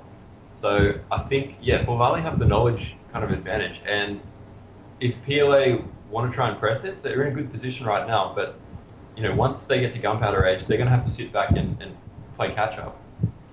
Oh yeah, and we are seeing Timeless is getting elephants, and you know what happens when you get elephants. Now the game is suddenly going to be in favor. Already Zen Mechanics doesn't have as big an army as Timeless, and if Timeless gets those upgraded elephants, then it's just going to be Zen Mechanics trying to hold while the others kill. But on the other side, Surge has got a tremendous army. Look at that, that's huge compared to what TNT has. And those archers are, I mean, those British archers are already so annoying. Yeah, I mean, that's a big British army right there. And I mean, Surge didn't even go for Despot either. He's got Senator, so he's set up well for the long term here. But yeah, it looks like I question whether TNT should be putting his army forward like this at the moment. TNT just getting a bit close to Surge's army. Oh no, he should not be. He's getting more over ambitious. If he loses that army, I mean, his army is probably half of what Surge got. Surge is also has managed to bribe an elephant. Yeah, you can see Surge doesn't care that he's British. I mean, pretty sure they had elephants in Britain back in the day. Is that historically accurate? What was that? Oh, British in Roman Empire? I'm pretty sure, yeah. I'm not sure if there were ever any elephants. I think so. And look at that coin. Just I mean, Mouse just got doubled, and he said, "What the fuck?" But at that moment he said that, Tiano came for help, and Coin has lost a major chunk of his army. While he is going for gunpowder age, without army, it doesn't matter if you have upgraded units or not. And Surge seems to be taking the win for the game for their team. Look at that. While TNT is going to be aging gunpowder sooner than Surge, but Surge just has got a much bigger army. I think he's going to end up taking that city anyway. Yeah, I mean, those 3 towers are helping helping out TNT to hold for the time being, and a good entrenchment there. I feel like TNT's got a good position, but just doesn't have the unit count that he needs to be able to kind of fight back against so many British archers here. Oh yeah, and I would say it's better for Timeless to go help TNT, because I don't think TNT is going to be able to survive on its own against Surge. That's just a lot of British archers. Now what Surge does not have here is a scout. So if he can, oh yeah, TNT knows that. Look at that. He's got two spies there. If I was him, I would be making a lot more spies. Oh yeah, I think spies would definitely help kind of holding here. But I mean, you do look at Timeless too. Timeless has a really good economy. You know, we talked about how he was a little bit lower early on, losing that city, but he's already booming straight up again. So he's getting, and they've got Forbidden City on the way too for TNT. So they've got plenty of wonders. I think PLA's doing the right thing to win in the long game again, but it just depends, I guess, whether TNT can hold here. Oh yeah, and TNT has forgotten. I mean, he is so embroiled in that attack, he has forgotten that he also needs. Yep, he has forgotten that he needs to get his eco up. Look at that. He just forgot his eco at 150 all. And that cannot be good for him. Meanwhile, Timeless just realizes, yep, it's a waste of time to go for Zen Mechanics. So let's help TNT. And it should have maybe if Timeless was a little earlier, TNT wouldn't have to lose that city, and Surge wouldn't be getting that bonus that you get when you capture a city. But it's not. It's never too late. These PLA is doing a good job still. They're just a little behind compared to Coin, and I don't blame them. These guys have got Pappy and Silk here. I bet if once they find out that they had Furs in this game as well, they're going to be so mad at Zen for not scouting.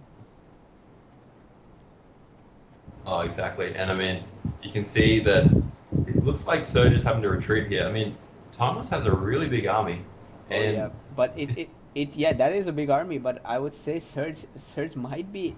There is a small possibility that he might be able to take both of them together. But Timeless just forgot his senator in front, and that's not a good thing. If Surge had sniped that, that would mean, yeah, that would have meant no armor for the rest of the army and no healing bonus either. Luckily, it was not sniped. On the other side, Zen Mechanics making sure that he uses his time. Look at that, his army is swarming in Timeless's base. It's just everywhere, making sure that if Timeless did not pay attention to him, he pays for it.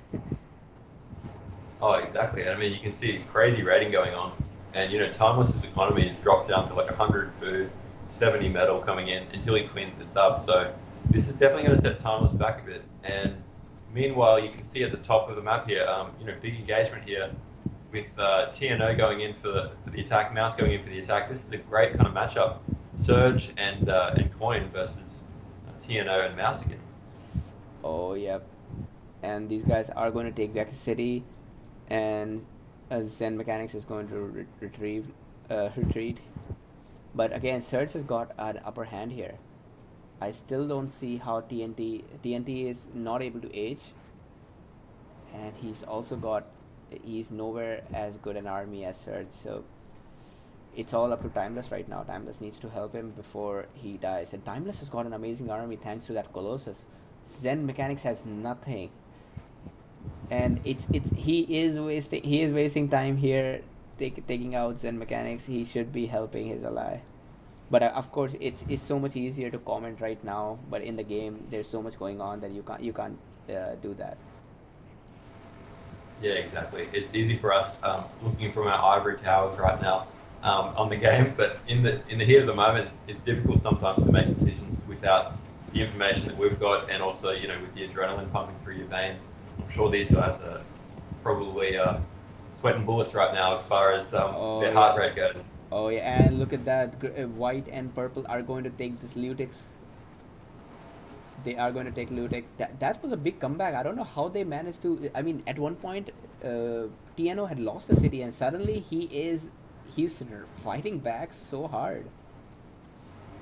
Oh man, seriously. PLA, are they going to come back here again? Because I really thought the rares for Four Valley in the beginning were quite good, but this is deja vu. This is that dream team of Coin, not Coin, of Mouse and TNO. Just it's the players are lined up in the exact same way. Remember, Timeless and TNT were allies. Parties last game, and Zen Mechanics and Surge were together. It's the exact same matchup, and it's the exact same result. Or actually, not the exact same result. Last time, TNO and Mouse were against Surge and Zen, and this time they're against Coin and Dane, but they are very consistent. Last time they're owning still. Exactly. I think really just Coin and Zen swap places, but everything else seems to be very similar at the moment. So it's kind of fascinating. A big engagement here between the two kind of teams at the top of the map here. Oh, and TNT just decided, fuck my city, I'm going to help that. And everyone's been there before, but I like the move. I mean, this is losing a city's.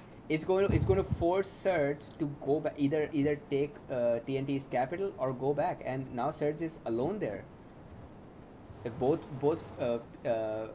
Coin and Dane have probably lost most of their armies. And with this now I think even if TNO just stays there alone, he can easily or at least hold up to Coin. Meanwhile, both TNT and Mouse can kill Surge's huge army. Look at that! Oh my God, Timeless has that awesome army. Are you looking at that? Yeah, that's huge army. Wow. Zen is not even trying to attack it. He's lost a lot of his eco. Well, Zen is not doing fine. Surge is the only player in Forvali team who has an edge, and it's all up to him right now. I would hate to be Surge right now because he it's so much pressure. He could either help Zen, he could help Coin, or he could kill TNT, because TNT's capital is right in front, but it's blocked. There's so many buildings around that.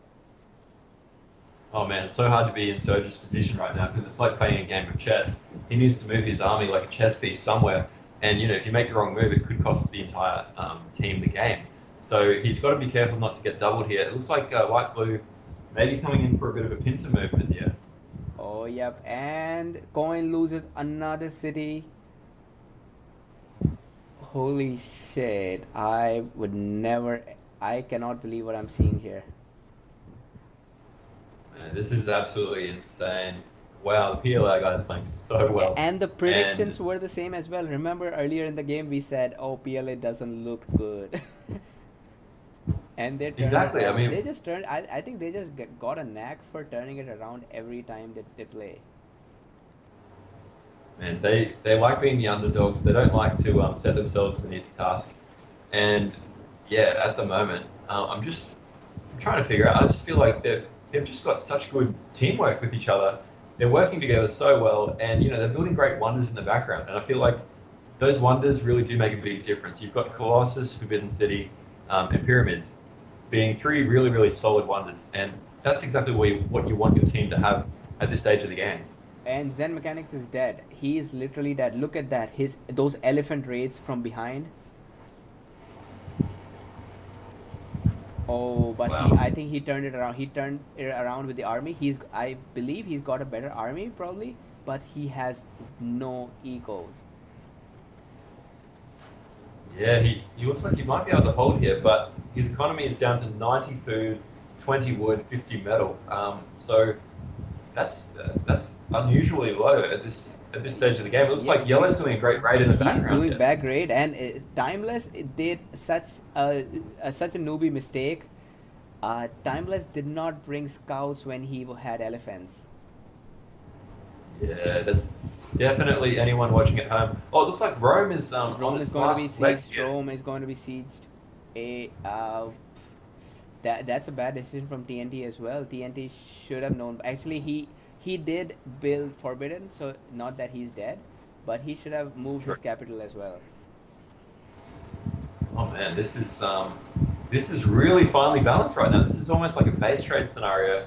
I mean, it just depends on what Mouse and TNO can do here.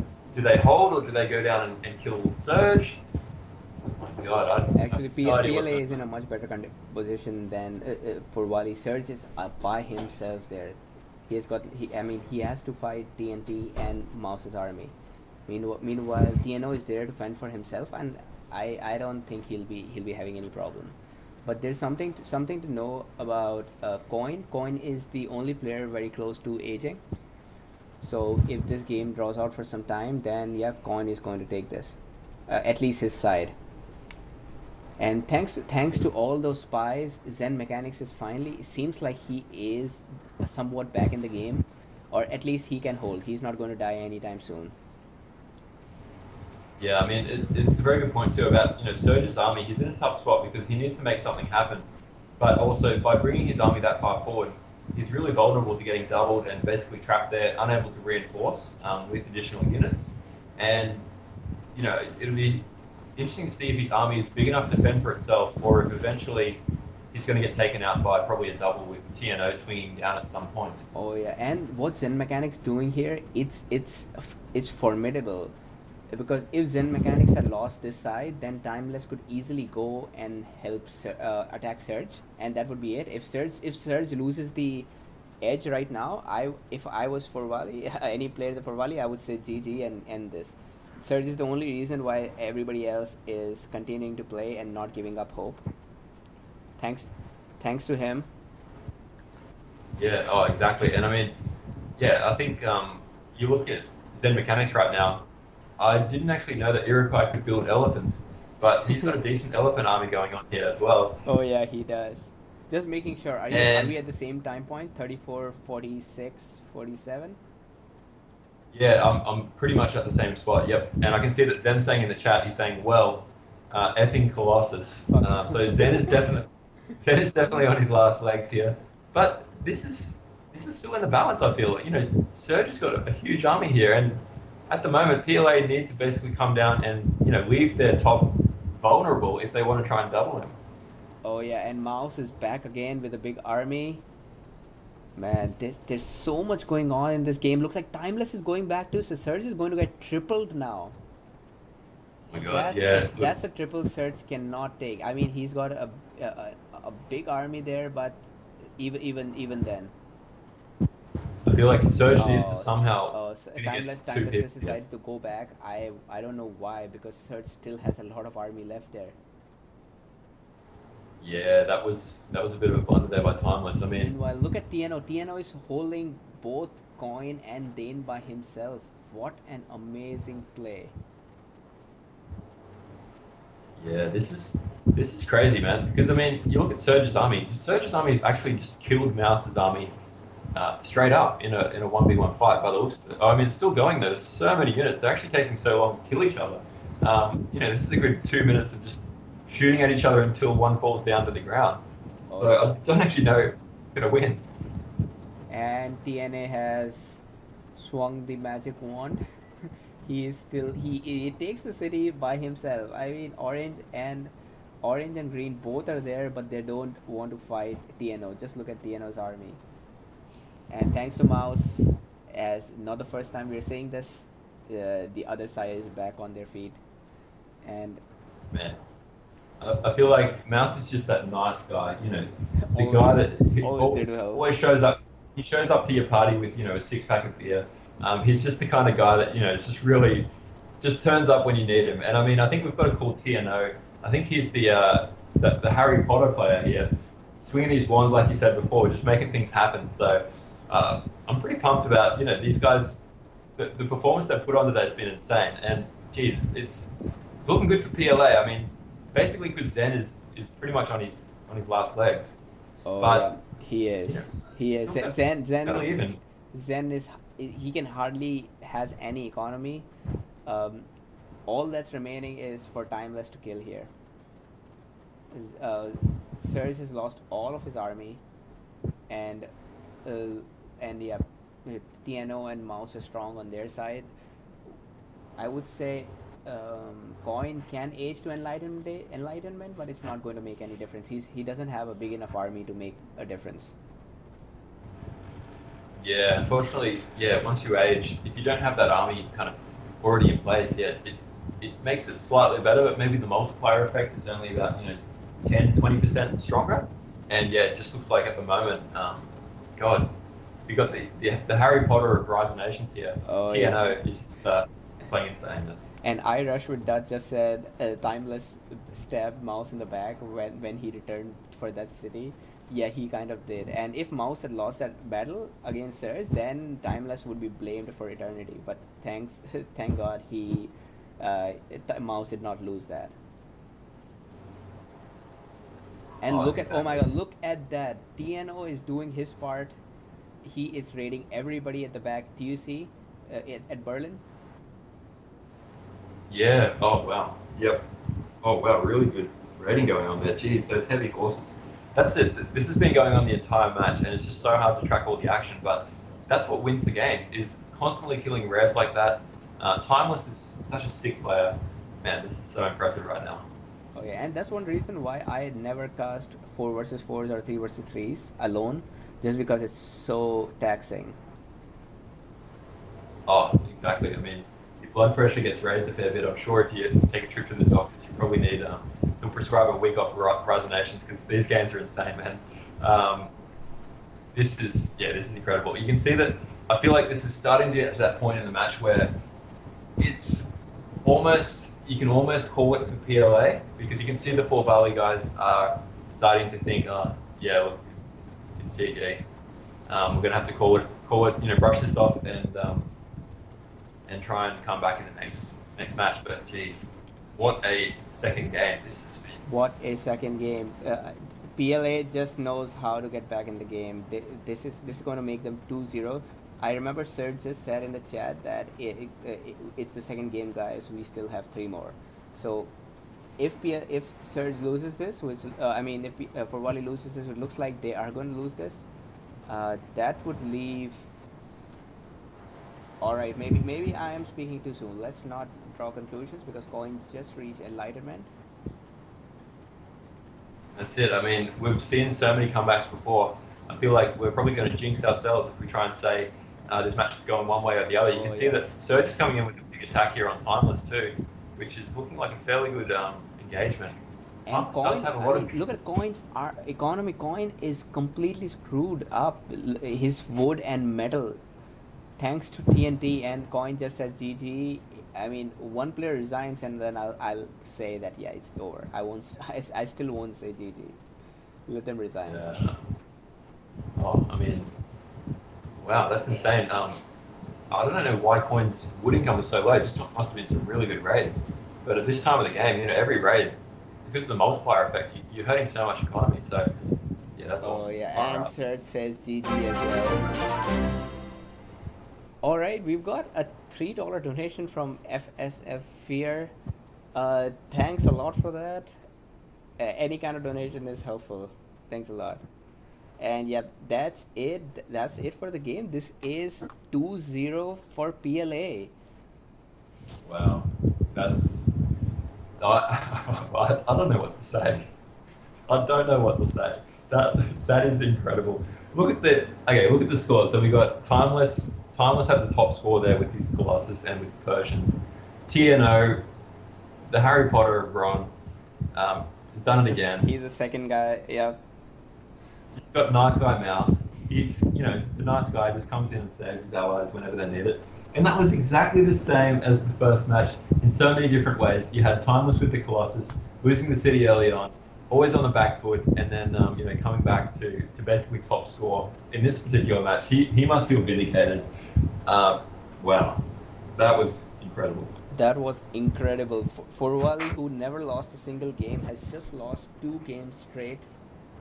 And that's a 2-0 for PLA and Forwali. I'm sure PLA is feeling quite confident that they can win this semi-final and move on to the grand finale. Oh, exactly. And guys, this is a best of 5, so this is not over yet. This If is you've been not watching over the yet. content so far, as a reminder, we've normally had best of 3 so far. That would be enough to win a best of 3, but this is a best of 5. So PLA still need to win one more match. Forvali and Coin's team need to win, the next 3 in a row. So that would require what they call a reverse sweep to win it, which is never easy, but it's been done in esports history, and we're making esports history here right now with this Rise Nation semi-final. Oh yeah. So let's.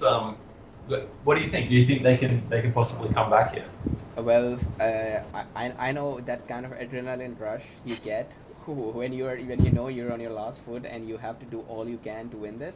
So probably that will help for Wally, and that's all they need right now. And in the chat, NTCLDDUSA, if you have a drawn nickname, please tell us. So it'll be better to address you. So he says that L versus PLA would be. So I guess he's indirectly saying that L and PLA are going to meet in the finals. Well, let's see. There's still 3 games left for Wally. So we're gonna see that, and we still don't know TGZ versus L. TGZ did an amazing job against AZ1, so you never know. You never know, exactly right. And I mean, just a quick comment up from me, I guess. Question for you, Jitin. I saw that at the end there, Timeless had a huge army, and he had a heap of dragoons. And to be honest, a lot of times in Nomad, you don't get to the stage of the game where you can build a lot of dragoons. But do you think dragoons are a good unit to mix in with your army and gunpowder range? Oh, so the best part about dragoons, I would never take dragoons just for attacking the army. Dragoons are great for assassinating the generals or the monarchs. So that's what I keep them for. So I would assume that. So if Timeless did it right, like he had a lot of dragoons, and if he microed them right, he could take out the opponent's general, all the generals, even scouts if he had to, and that would just leave the opponent with a big army but with no scout or with no armor, and that completely pays off if you can just do it right. Yeah, I feel like that's the next level of run that we haven't quite got to yet. I haven't really seen too many players. Probably the standard players do this a lot, but I haven't seen it too much myself. So Yeah, I mean that's just an interesting point I thought with that army composition. But overall, I mean, is there any turning point in this match that you can identify that I think first basically? Zen Mechanics should have discovered first, and next I feel Surge and Zen Mechanics should have attacked together. These guys both had huge armies, but they split up and they just they split up their firepower. That was not good for them. Initially, if you remember, Zen Mechanics got doubled at a point, and Surge got doubled at a point, but there was never a point where Zen Mechanics and Surge doubled together somebody from PLA. So all of that just led to where we are right now. These guys should have worked as a team, maybe slowly take out Timeless alone, and that would have been a better strategy. And as I said, discovering first would have helped him a lot. Oh, exactly. And I mean, PLA, I feel like they made the investments into the long game here. They got the pyramids, the Forbidden City, the Colossus, and as the game progressed, obviously Coin had Hanging Gardens, but that was just the one wonder, and I don't believe anyone else from Full Valley decided to make that long-term investment, and that kind of paid off for PLA in the long run. So. Oh yeah, and this Irish does point out something really good. Maybe Timeless had a lot of dragoons because he had Colossus. So Colossus provides extra wood and wealth. That's just the resource you need for dragoons. So it's possible he made so many dragoons because of that. And that does make sense, because even if you're raiding somebody, that's like what, 20 dragoons? That's not how many you need for raiding. And dragoons are fairly weak because they can be countered by almost every unit. I would say the Archbishers can take out dragoons, archers can take it out, pikemen, if they're close, they can take it out, light cavalry take them out. So they're not a strong unit, they're just good for assassinating. Oh, exactly. And I can see in the chat that I think it looks like a good point there brought up by Fear Your Death. Next game, because he's got to go to work soon, and I'm sure everyone else is who's watching this right now can't wait to see the next match. Guys, please, well, we've got basically 30 people watching right now as well. Yeah, that's absolutely awesome. The highest viewers we have ever got. So thanks for the support. Yeah, and I'm not surprised either, because these games have been absolutely insane. So guys, please, while we're loading up this next match, can you please just copy the link? You know how awesome this is to watch. Copy the link. Let your friends know that this is 2-0 to PLA right now, and we're going into the third match. So let's get stuck into it. Oh yeah, let's start. And I am at the 1 second point. Yep. Okay. So I'm at 11 seconds. So you keep going, and I'll catch up to you once you're there. You are at 3 seconds. No, 11 seconds. So you start, and I'll. All right. So I'm at 5, 6, 7, 8, 9, 10, and 11. All right, let's do this. I'm started as well, and we have another Himalaya 4v4. Oh yeah. Yes. So we're not going to see a third Aussie Outback in a row, and as much as I love Aussie Outback, I'm kind of thankful, because I feel like it would just be trippy to see another game on the exact same map with the exact same people playing in the exact same way. I don't think my body could handle that. So we're going to see something different here. We've got Himalayas, and yeah, this is going to be fascinating to see how these guys go on a different setting with a different map, and with no fish to get that wealth income coming in. Oh yeah, and I would say PLA probably is a better, at least based on the 2 games that we have seen. PLA did a lot better on a water map. Let's see if we can do the same thing on a land and a completely land map. And this time, if you have noticed, we have a substitution. From instead of TNT, Angelo is playing. Angelo is another great player. But let's see if they can have just as good a teamwork as they did in the last game. If you remember, against AZ1, one of the games was played by Angelo, and that's the one they lost. And there is no correlation here. It was not Angelo's fault. It was actually I think TNO's fault where they lost against AZ2. But still, something to know that they may not have the same kind of coordination as they had last time. Let's see if they can get that. That's true, because I feel like TNT, what an interesting player. I've never seen him play before, or at least not for a very long time. And in those 4v4s, he seemed to, in some ways, be a little bit of the weak link for PLA. But at the same time, he really held his ground and proved that he deserves a spot on this roster. And the results speak for themselves. They've just gone 2-0 up against Full Valley, who are considered one of the favourites for the entire tournament. And so I feel like, by swapping out TNT, he's probably, the safest player for them to sub out. Angelo's a great player too, and I don't think that team's going to get definitely not going to get weaker by putting in Angelo. But, as you said, TNT's just come off 2 games where he's formed an integral part of that team, winning the game. And it's a bit of a risky move to kind of sub him out at this stage. Oh yeah, that's right. TNT, he has shown some great skills in the last game, and especially if you remember that time when he held the other side instead of saving his own city. Yeah, that really showed. That was a great moment in the game, I think. So. Oh yeah, that's right. And yes, Tees just donated, and we have completed our goal of $50. That's much sooner than I expected. Thanks, guys. It means a lot. Wow, absolute legend. Thank you, Steve. Appreciate it, mate. You're a good bloke. And let's quickly talk about the nations here. So we've got for PLA, we've got Spanish, Dutch, Persians, and Germans versus Forvali as Aztecs, Greeks, French, and British. Damn. So Serge is British again.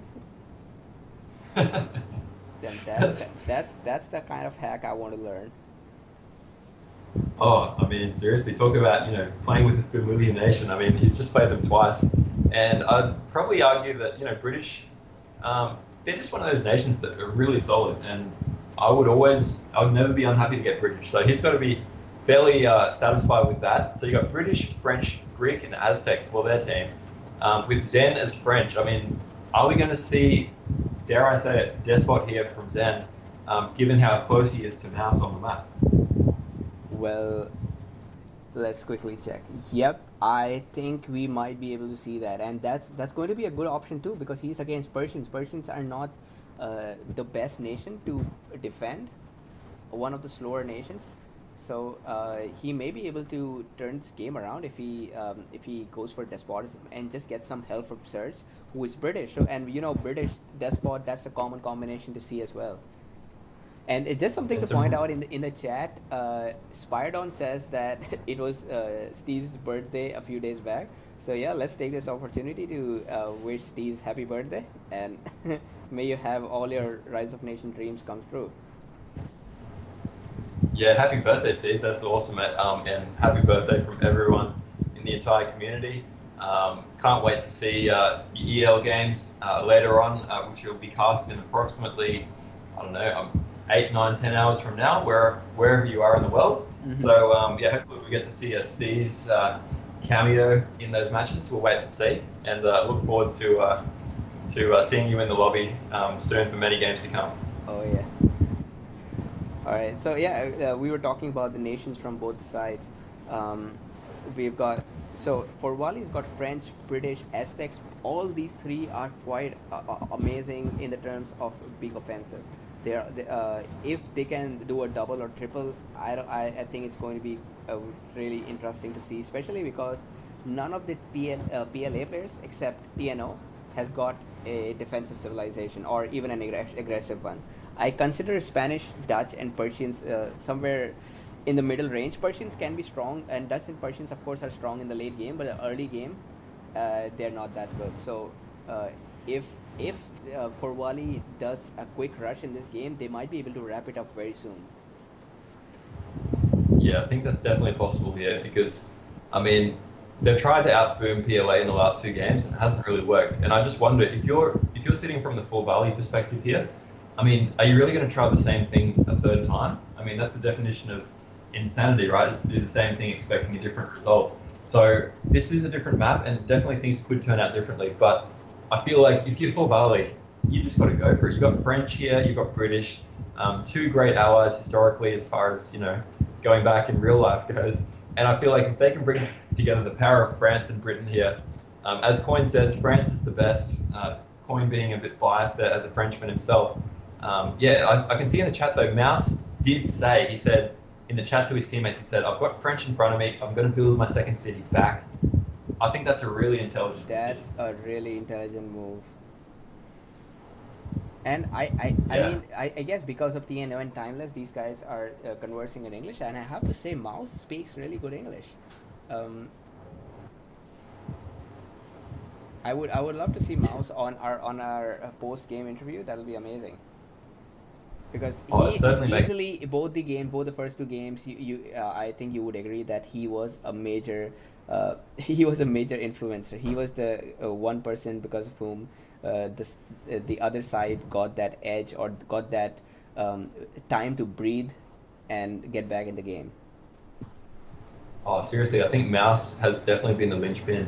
You know, Mouse and the Harry Potter of Ron being TNO they've both done an incredible job kind of anchoring this team. And then Timeless, geez, this is like an all-star team versus an all-star team, really, when you look at it. They've all played so well. This is the beauty of Ron. It's such a magic team game where individuals can make a big difference, but ultimately it comes down to, working together as a team. You can see that it looks like Surge is raiding here he went middle one, so he's gone for fairly early pressure here.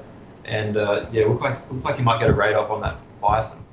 Oh yeah, and I think he was trying to get that armed merchant raid, but it's a good idea to retreat because that armed merchant is going to take a while to get to be taken down, while Mouse already has his barracks up, so he's going to be able to get archers much sooner. So a good decision by Surge. He saved his heavy infantry right there. Yeah, oh, exactly. As soon as you realize that they're going to die, the best thing to do is run away because, I mean, as everyone knows in this game, if you can save your units, each unit is so much more valuable later in the game. If you raid with 3 units and you can get them all back, get them all healed up, and then add them to your army, suddenly your army looks so much bigger when it comes to those fights in, classical age and in medieval age. Oh yeah, and look at that. Surge, I don't know. I must have missed the chat, but Surge just allowed Zen Mechanics to not raid at all. He's allowing Zen Mechanics to go for a full boom, at least till Ancient. Zen Mechanics doesn't even have a barracks yet. And while Surge raids, so Zen Mechanics can focus on his fast attack in the classical age, and that is a wise decision there. Yeah, I can see in the chat too, for PLA, Mouse just said, he said, effing French and Britain, kill quick that side, we lose because of nation. So Mouse has obviously identified that he's got British and French in front of him, and he doesn't feel good about his chances as far as, being able to compete with French, if they go Despot and have that healing, either from a Despot or from a supply wagon. Oh yeah, and that's an amazing foresight. That's the kind of foresight you need to have to win such tournaments, because you can't be overconfident and think, oh, I am the boss, I'll win in any condition. He knows that the other team is not, they're not noobs. They know how to play, and if he's not ready, he needs to tell the other side, yeah, you guys win because we are already we might be we might not be able to make for so long. Yeah, exactly. And I mean, you look at PLA's nations here, they've got Spain as well.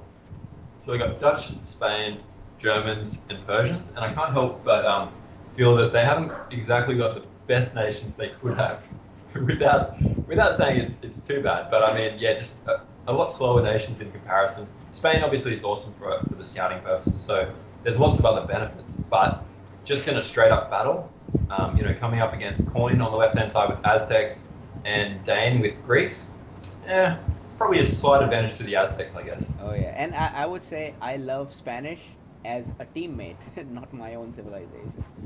I would love to have a Spanish teammate who tells me everything, but I don't want to be that. Because compared to other civilizations, they're not as good. Of course, the initial ruin bonus helps, but apart from that, nothing else. And Surge just lost 2 units there while raiding Sugar. He's been doing a good job, but well, was that worth losing 2 units? Maybe. It's Sugar. So. Yeah, I think I would say because of Sugar, it was. Oh, yeah. What important was he should have raided Mouse first. Mouse is Sugar Merchant, but Mouse still has Sugar, so now he can have cheaper elephants, and that 10% on elephant is a lot. Remember, they already cost 100 or something, so 10% means he's saving 10 wood for every elephant, or even more than 10. Yeah, that's a very good point. And I mean, the other thing too is that whenever you raid rares, I always make a point to make sure you right click on the rare and raid the best player on the other team. And I feel like if you raid against, I mean, PLA's got great players on all their players on their team. But I mean, I know if you're playing against say Brax and then you versus Boo as well, I always try and kill Boo's merchant first because who really cares if Brax has sugar? It's not going to make too much of a difference. Oh yeah, and yeah, Timeless is making use of his Spanish powers. He just raided Sugar, and I guess next stop is going to be Marbles, and then Gems probably. And yeah, look at that mouse just used ambush to check out what Surge is up to, and I think he just said he rushed. What the fuck? But I don't see any rush. Do you know what he's talking about? No, I'm not sure. It looks like he thinks that he's going to get rushed, but I don't think he scouted any siege workshop or anything like that. So, oh yeah. Well, and here's probably Zen. just Zen has got commerce too, so he is ready for a despotic rush. A good idea by him, no doubt. Yeah, I think Despot is definitely. I think I don't know. I mean, whenever you get French, it's never a bad move to go Despot. But in this situation where you're so close to your opponent's capital, and I know that it's obviously Persians, and so you can't get the cap sack in the way that you normally would. But still, just the sheer fact that it's so close, your supply lines are so close, you can get that healing effect. And they've just played 2 booming games where they didn't really win either of them in the long term. They got to try something different here, and I can't wait to see this. I mean, interesting to see Zen play very aggressively because he's more of a boomer. It's his natural style. Oh yeah. I mean, there's not a lot of action going on so far. I think everybody's trying to get their eco up. Here's Coin has gone for Senator instead of Despot. So yep, he is looking at the big picture, not just the game. And I would say Despot is more suited towards 1 versus 1 or 2 versus 2, when you have a definite enemy and you know that the chances of getting doubled are not a lot. But on a 4 versus 4, Despot is, well, not, it's risky. If you lose all your army, that's it.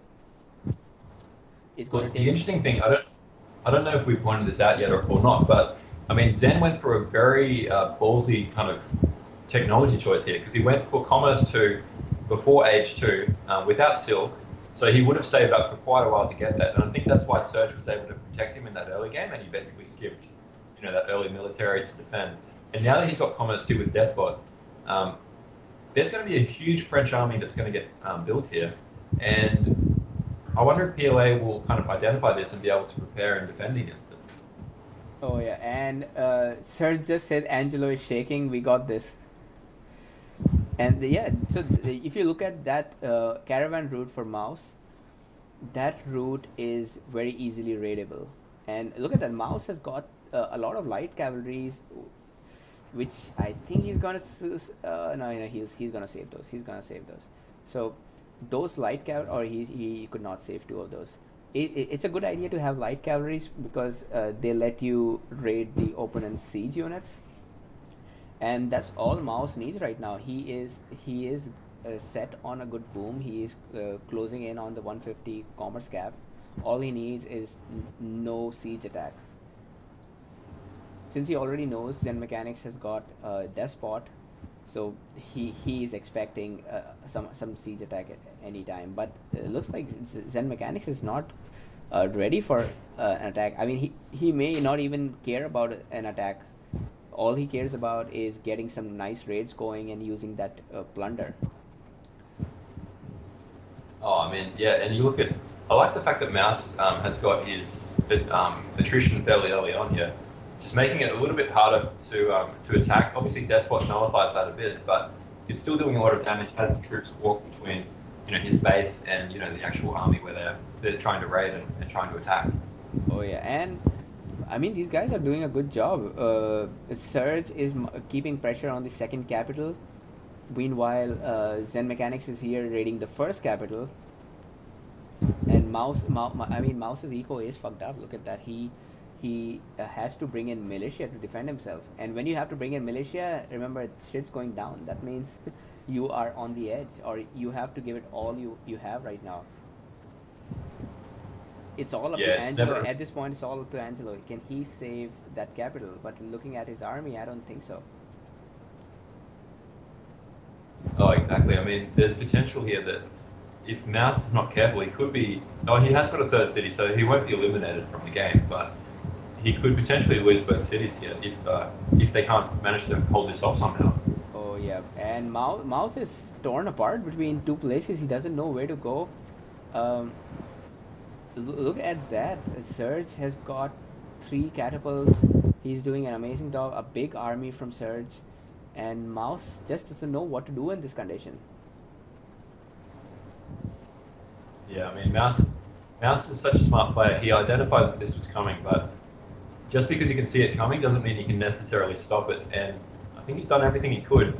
Maybe something he could have done is build that second city a bit further back, or maybe towards the center, Oh yeah. as opposed to opening up two fronts, which really left him kind of vulnerable to being doubled there. Oh yeah, I completely agree with that. And at this point, Surge is gaining momentum. Meanwhile, on the other side, I would say these guys are probably winning.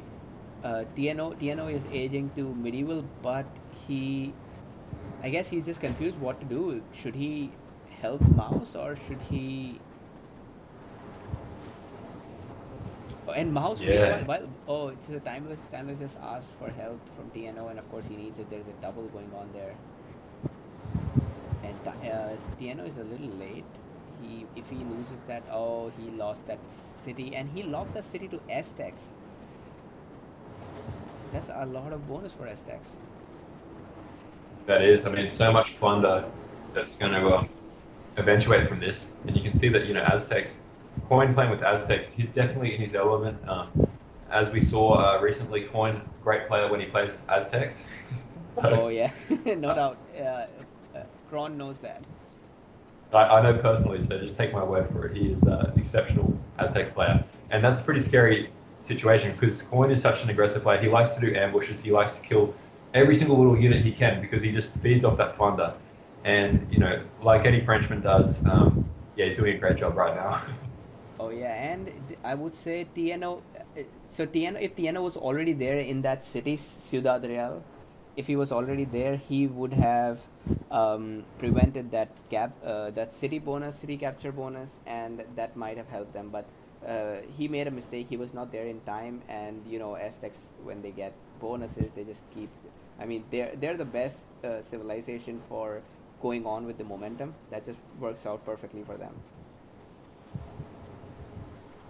Yeah, there's been some really good play. I mean, I feel like for Valley have just they've done this one well. They've identified that they had they're up against nations that are slightly slower, and taking full advantage of that. Looks like Zen just lost his despot. I'm not sure why the despot died there, but starting to get a bit of attrition now. But it shouldn't last for too long. I think he may have just killed it because it was low on health, and he wants to get a new one. Yeah, that's a good point. I mean, that's a really good move too, because obviously it's frustrating when you got a despot down to low HP that could die at any second in the battle. So sometimes it's better off just killing it and getting a new one. Yeah, and look at Mouse. He's so calm at this condition. I mean, he's still not giving up. He knows the other side is also not doing as good, and he's still positive about it. He says he'll build Forbidden if he can get some food. And Surge is nailing with British as always. I guess British is just an amazing civilization. You there's no second thought about it.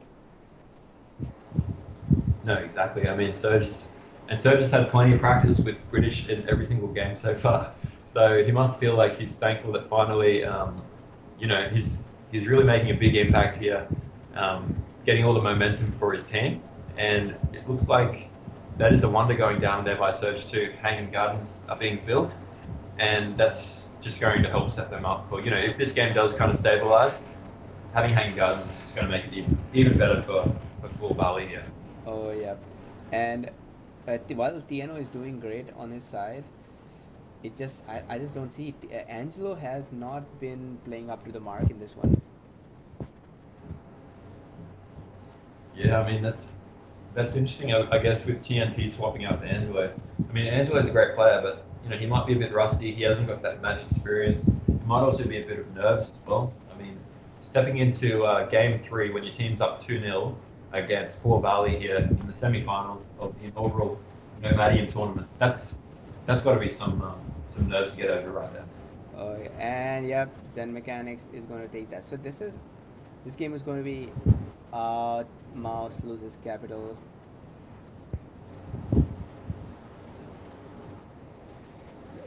Serge just asked in the chat why are they still playing, and I think Serge should be the last person who should ask that, because 2 games straight in a row when PLA might have lost, they got back. So I wouldn't say that they are the ones who give up.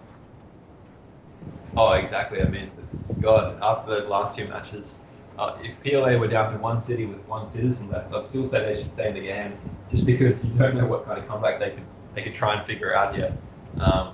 Yeah, look, I think obviously at this point in the game, it's looking like it's GG. They are starting to call GG in the chat. Yeah, a good play there by Four Valley, but this one was a much quicker game than the last 2. Oh yeah, definitely. And looks like and yeah, you cannot blame PLA completely for that. Although Angelo did not play as good, but these guys just had a better nations for such kind of rush. So and the best part was they utilized the nations for their advantage, and that's how you win these kind of games. Oh, exactly. I mean, if you had to boil it down, I mean, you had good strategy there. You had Surge doing an early raid there, and then you also had Zen going for basically being protected by Surge, going for Commerce too, and then getting Despot. And Comp to Despot on a map like this, I probably wouldn't have seen that coming, to be honest, and that's pretty scary to come up against. Oh yeah. So it looks like that's 2-1. We're going into the 4th game very soon. Let's not take a lot of time. We'll quickly check the military and economy. Surge has the highest number of units killed. He's also the MVP from his team, while TNO is the MVP from the other team. I think TNO and Timeless, they may have been able to win in the long run, because TNO seemed to be doing really good there. If they were just if this was just a 2 versus 2 in that case. Yeah, I agree. I think based on the form that they're in at the moment and the way that game is seeming to pan out, it would have been interesting. Coin was having a really good game too, but it would have depended on, I guess, if Coin made a mistake, or if if Timeless and Tino were able to kind of play as well as they have been recently. And yeah, I would have given them definitely a full chance of winning in the long term there. But yeah, unfortunately, I think it just came down to, maybe Mouse could have built his city further back rather than to the side there, and just left himself a little bit less vulnerable to that attack. But yeah, look, it was in a tough position there against British and French, who were a great kind of combo to come up against. Oh yeah, and it's just something Evil Zima in the chat pointed out. Angelo has the worst kill to loss ratio. It's 7-47. Yeah, that definitely doesn't help. And I mean, he was playing as Dutch, so he's I guess he's always going to be a little bit slower in that early game, but still, yeah. Let's see if he bounces back. I guess if he plays firstly, and then if he bounces back in game 4. All right, so we are ready for game 4. I'm just loading this. Yeah, no problem. I'll load it as well. So we can... James Doherty says, "Say hi to your roommate." Yeah, yeah, very funny. He's doing some cooking, so it's all right. Just let people work. I'm at the 3-second point. Yep, I'm at 3-second point too. So if you count us down, let's get started. All right. So 1, 2, 3. Let's go. Did you say you're at 7 seconds? No, I'm at 5 seconds, so it's all good. All right. Same. Oh my god! And guess what map it is? This is that's the lucky charm for PLA. It's Aussie Outback! Aussie Outback and Kron's favorite map too. Man, I don't know why I like this map so much. Yeah, I will never figure out too, man. Could it be because you live here, or could be? Look, It could be something to do with that, but still, after game one and game two, I was pretty pumped, man. And you can see in the chat already, look, the Full Valley guys already have post-traumatic stress disorder here, because I can see Serge saying bad vibes, bad memories. Oh yeah, and just look at their cities. Do you see Surge is so far away from everybody, and even Coin. I mean, they're spread out in the whole map. They're taking more than 50% of the map for themselves. So we're gonna see a close combat very soon. Let's quickly check the nations out. Yeah, absolutely. Let's do that. Holy But shit. yeah, Look at those nations. This time it's completely turned around. This time PLA has got the offensive nations: French, Germans, Romans, and Spanish. wow, that's crazy. And I mean, Spanish normally not really an offensive nation, but on a map with water like this, getting those free ships at the beginning is really going to mess around with Forvali's fish and also their mental state. Because yeah, having a bloody tri-army firing at you when you're trying to focus on everything else, it's only going to be frustrating them. And look at that. Surge is so close to TNO, and Surge is also slightly unlucky that he's he's right in front of the German player. So what do you think if Surge is gonna do with that? He knows he's against Germans. Germans are super fast. Oh, look, what I would love to see here is for anyone who caught the stream last night, we actually did this ourselves. But Koreans, when they're really close to the opponent's capital, you can basically build a tower, and because Koreans don't get any damage, like they can't, if someone's attacking their tower while they're building, they can still continue to build it. He might be able to tower Berlin there, but I'm not sure if he's close enough. It might be just a bit too far away.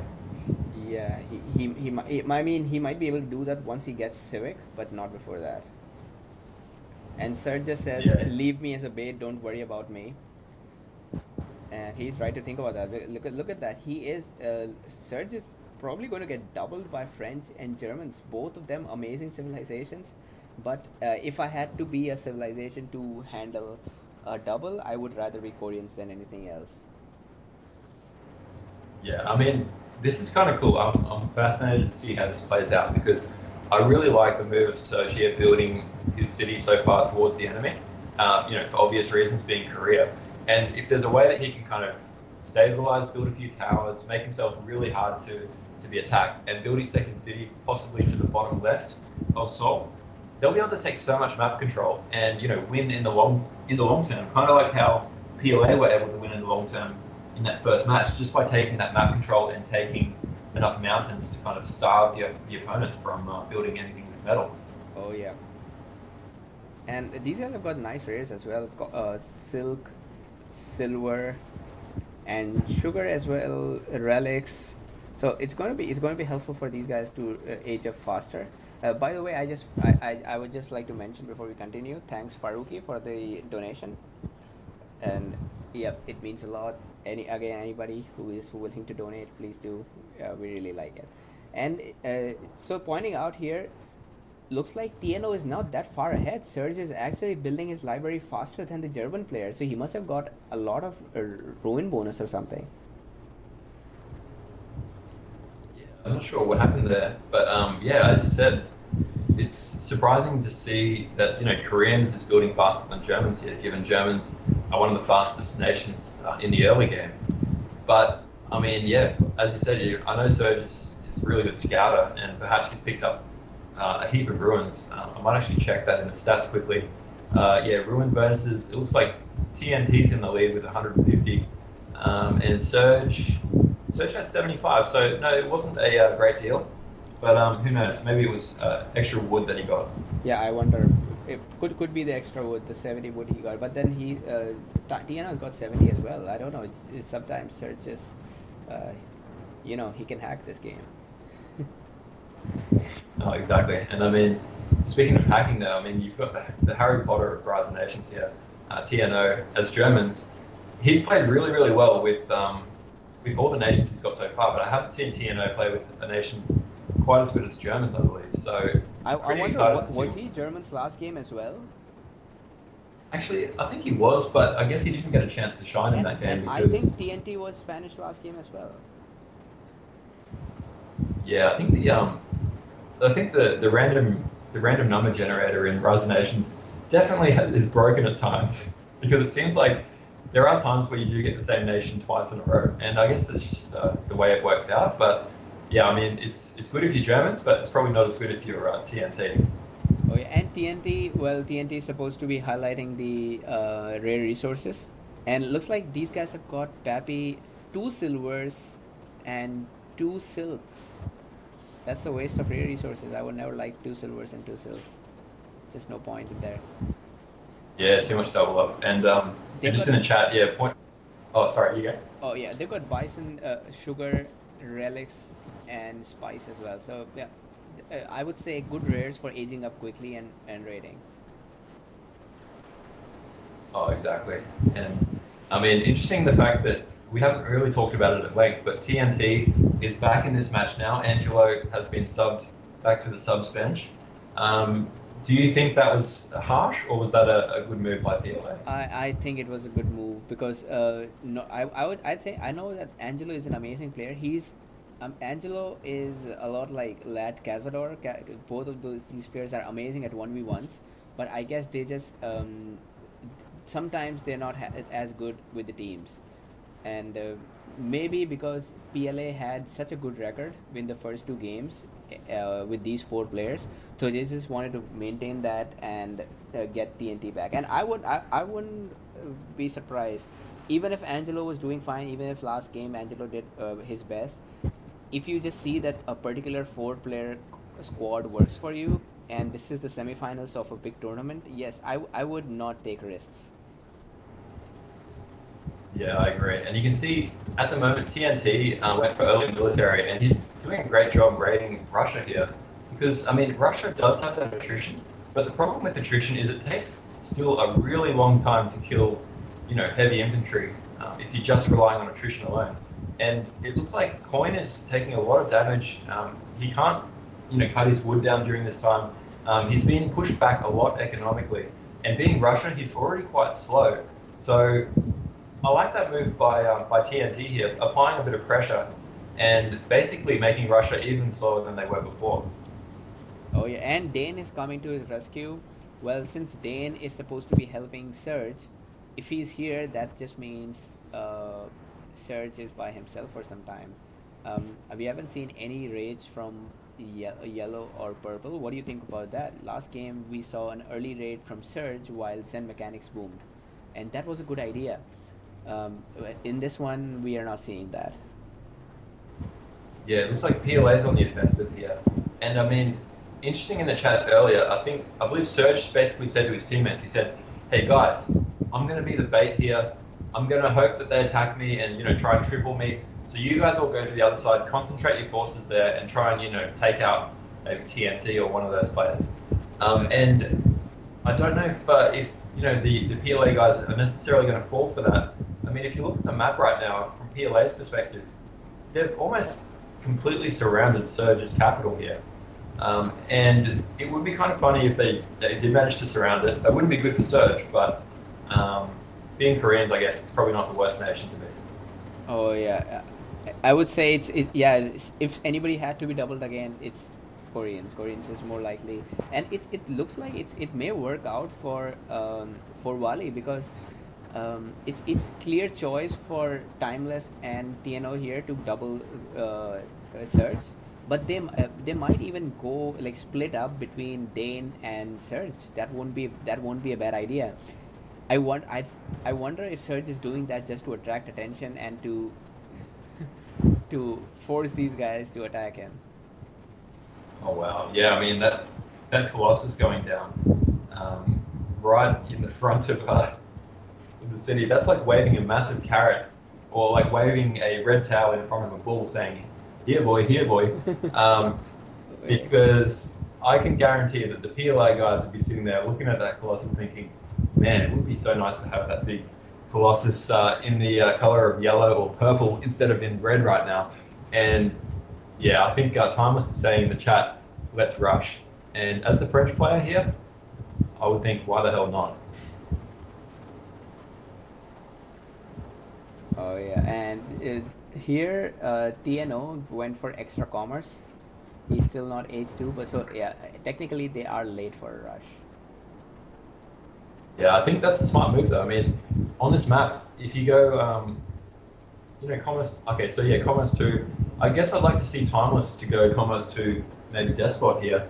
Com 2 Despot would be a really strong build, but looks like Timeless is deciding to go for the quicker variation, which is just your plain old straight down the middle.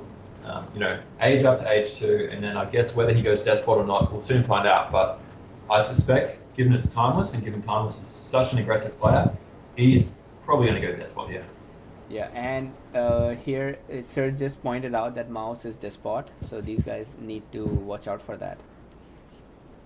Especially the Russian player, because Russia is only protected because of his attrition, and Despot just nullifies all that. Oh man, if you look at Mouse's technology too, he's got a crazy build here. He's gone Commerce, Mill 2, skip Civic, skip Science, and he went H2. So yeah. This is literally the fastest, most aggressive build you could possibly do. He even said in the chat, he said, "Why did you go Science?" He said that to TNT. So obviously, this is extremely aggressive here. I feel him. He because these guys have to kill a coin as soon as possible. Yeah, they know that Coin is weak. They know he's got Russians, and they know that he was rated early on. So, the longer they take, the less chance they'll have. And looks like there's a small tussle going on between Timeless and TNO in the chats. They're fighting for metal mines because apparently Purple has got only one, and he just stole one from TNO, and TNO has to move far away for his mines. Yeah, that's really giving me flashbacks right now to old Nomad games where you play with FC Exi Belva, the Nomad. He's the kind of guy that would quit the game as soon as you build a mine on his mine, apparently. Oh, and so what's that guy again? Exi Belva, the Nomad. He played by a few different names though. You probably would have played against him, but I haven't seen him on for a while. But he was one of those guys that just quits the game at the smallest thing. Like you might take his ruin accidentally, and he'd be like, "That was my ruin. Oh my god." I would never want to play against them. And yeah, here TNT is going for despotism as well. He's getting a stable. He said you can send it, but I don't think so. If these guys want to finish first, they better all go despot. And it's funny that the players that we were expecting to go despot did not go despot. Both the French and German players are going for Republic. So they're not making the best use out of their civilizations as we were expecting. And Surge is already booming a lot. It looks like Surge might be able to hold on his own easily at this point. They were given enough time. I mean, he's doing the right things. He's building a lot of towers. His city's really compact. It's going to be really tough to take on here. He's setting himself up with a nice fortress. So if anyone's going to be able to do it, it's definitely Surge. But I mean, yeah, there's going to be big armies coming his way shortly. So I think it probably is going to come down to how quickly and how well Mouse can do here. All right, I'll just have to pause for a second. Yeah, no problem. No problem. All right, just give me a minute.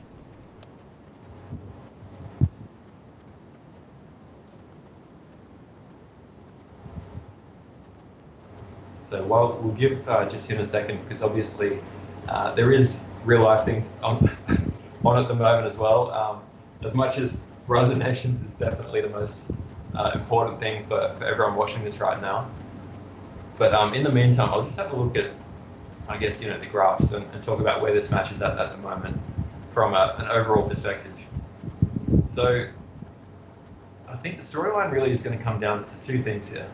Firstly, how well Surge can defend here with Koreans, because having that Colossus, as I said before, is a massive carrot, and I suspect that with the French player and the German player basically about to double that, it's really going to come down to how well Surge can defend there and hold them off and give his teammates the chance to triple on the other side. And at the same time, you've got Mouse going Despot, and you've also got Spain, TNT, going Despot as well. But at the moment, to be honest, Russia's not in such a bad position. Russia's already got 100 food, 100 wood, 60 metal, and 86 wealth. So whilst Russia was slowed down early on in the match, it's not as bad as it could have been. And the fact that these guys have gone despot here really does mean that if they don't make something happen quite quickly, the PLA guys are probably going to fall behind. So for them, I would say that their benchmark would be they really need to try and win, take out Moscow or take out one of these cities by the next 2 or 3 minutes of the game, or else they're going to be kind of on the back foot. मेरे साथ spend नहीं कर सकता।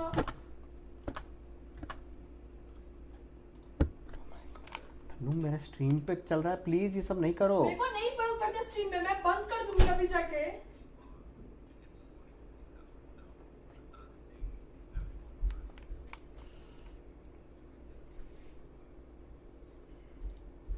आज रात को मेरे साथ नहीं सोना, मैं सीरियस हूँ।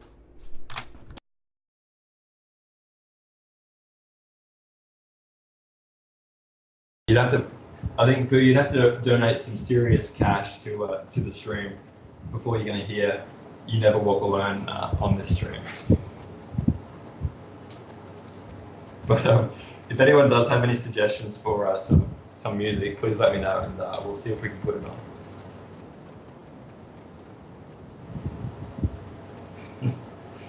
And guys, anyone that's wondering what's going on, it's just Jitin's just got to quickly sort some things out personally, just at his house. I think they, like anything, these games have been so good, but he's still got a life to deal with as well. So, and yeah, I think I just saw in the chat someone did say that he is taking a life and death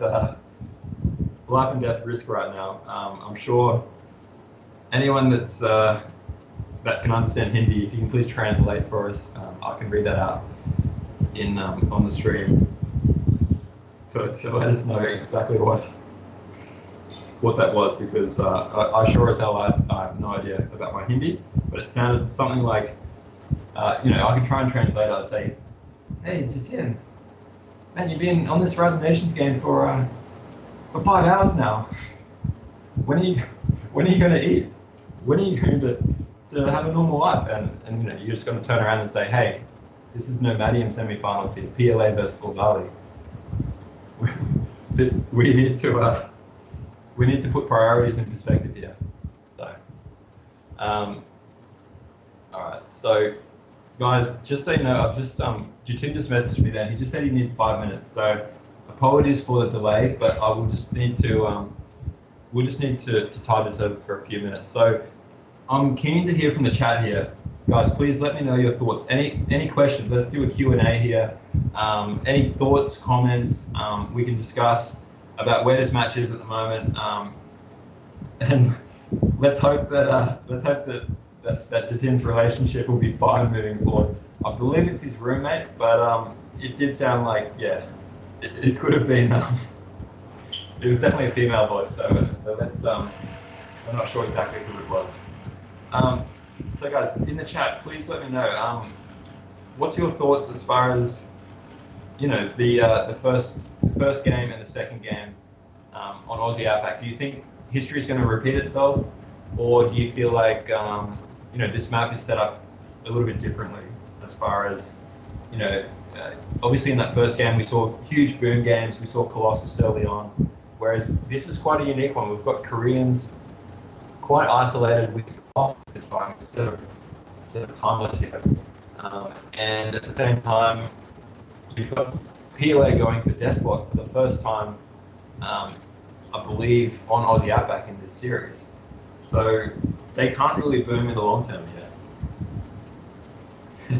There is speculation that it must be Jitin's girlfriend in the chat, and we don't know. But I'm sure anyone that's that has had a girlfriend, partner, roommate.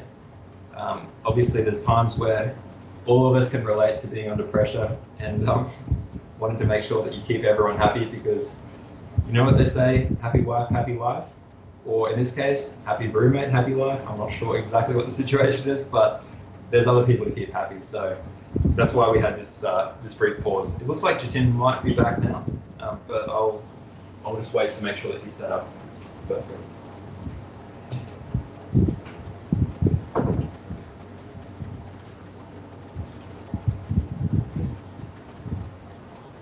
I know that he can definitely. Hey, Jitin, I'm not sure if you can hear me or not, but we can see that the screen's moving. So it sounds like there's someone on your computer. I hope that's you, but I'm not sure.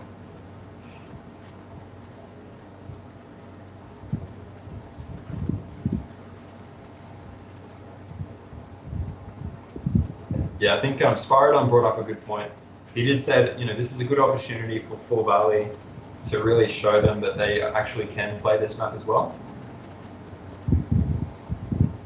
And I felt like Irash just brought up another nugget of a comment right there. I think his mother is beating him and it's shaking his mouse. Look, let's hope that's not the case, because we could be witnessing a murder right now on stream, and the only thing we can see is the Rise of Nation screen moving around. This is going to be an epic real crime TV series one day.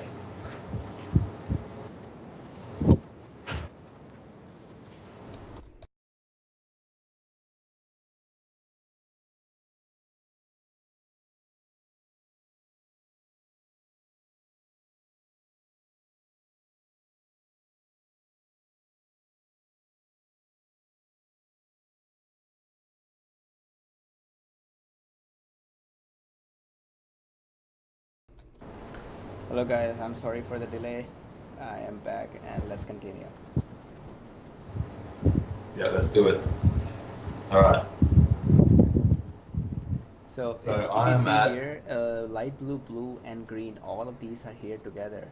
And Mouse has risked everything when he went for that despot. So a triple is the last thing he needs, and he's getting a triple. Oh my god, really bad support from Orange here. It does look like when you do have despots like that, you do need to kind of make it happen ASAP, and everyone should go despot at the same time. So, but Mouse does have a big army here.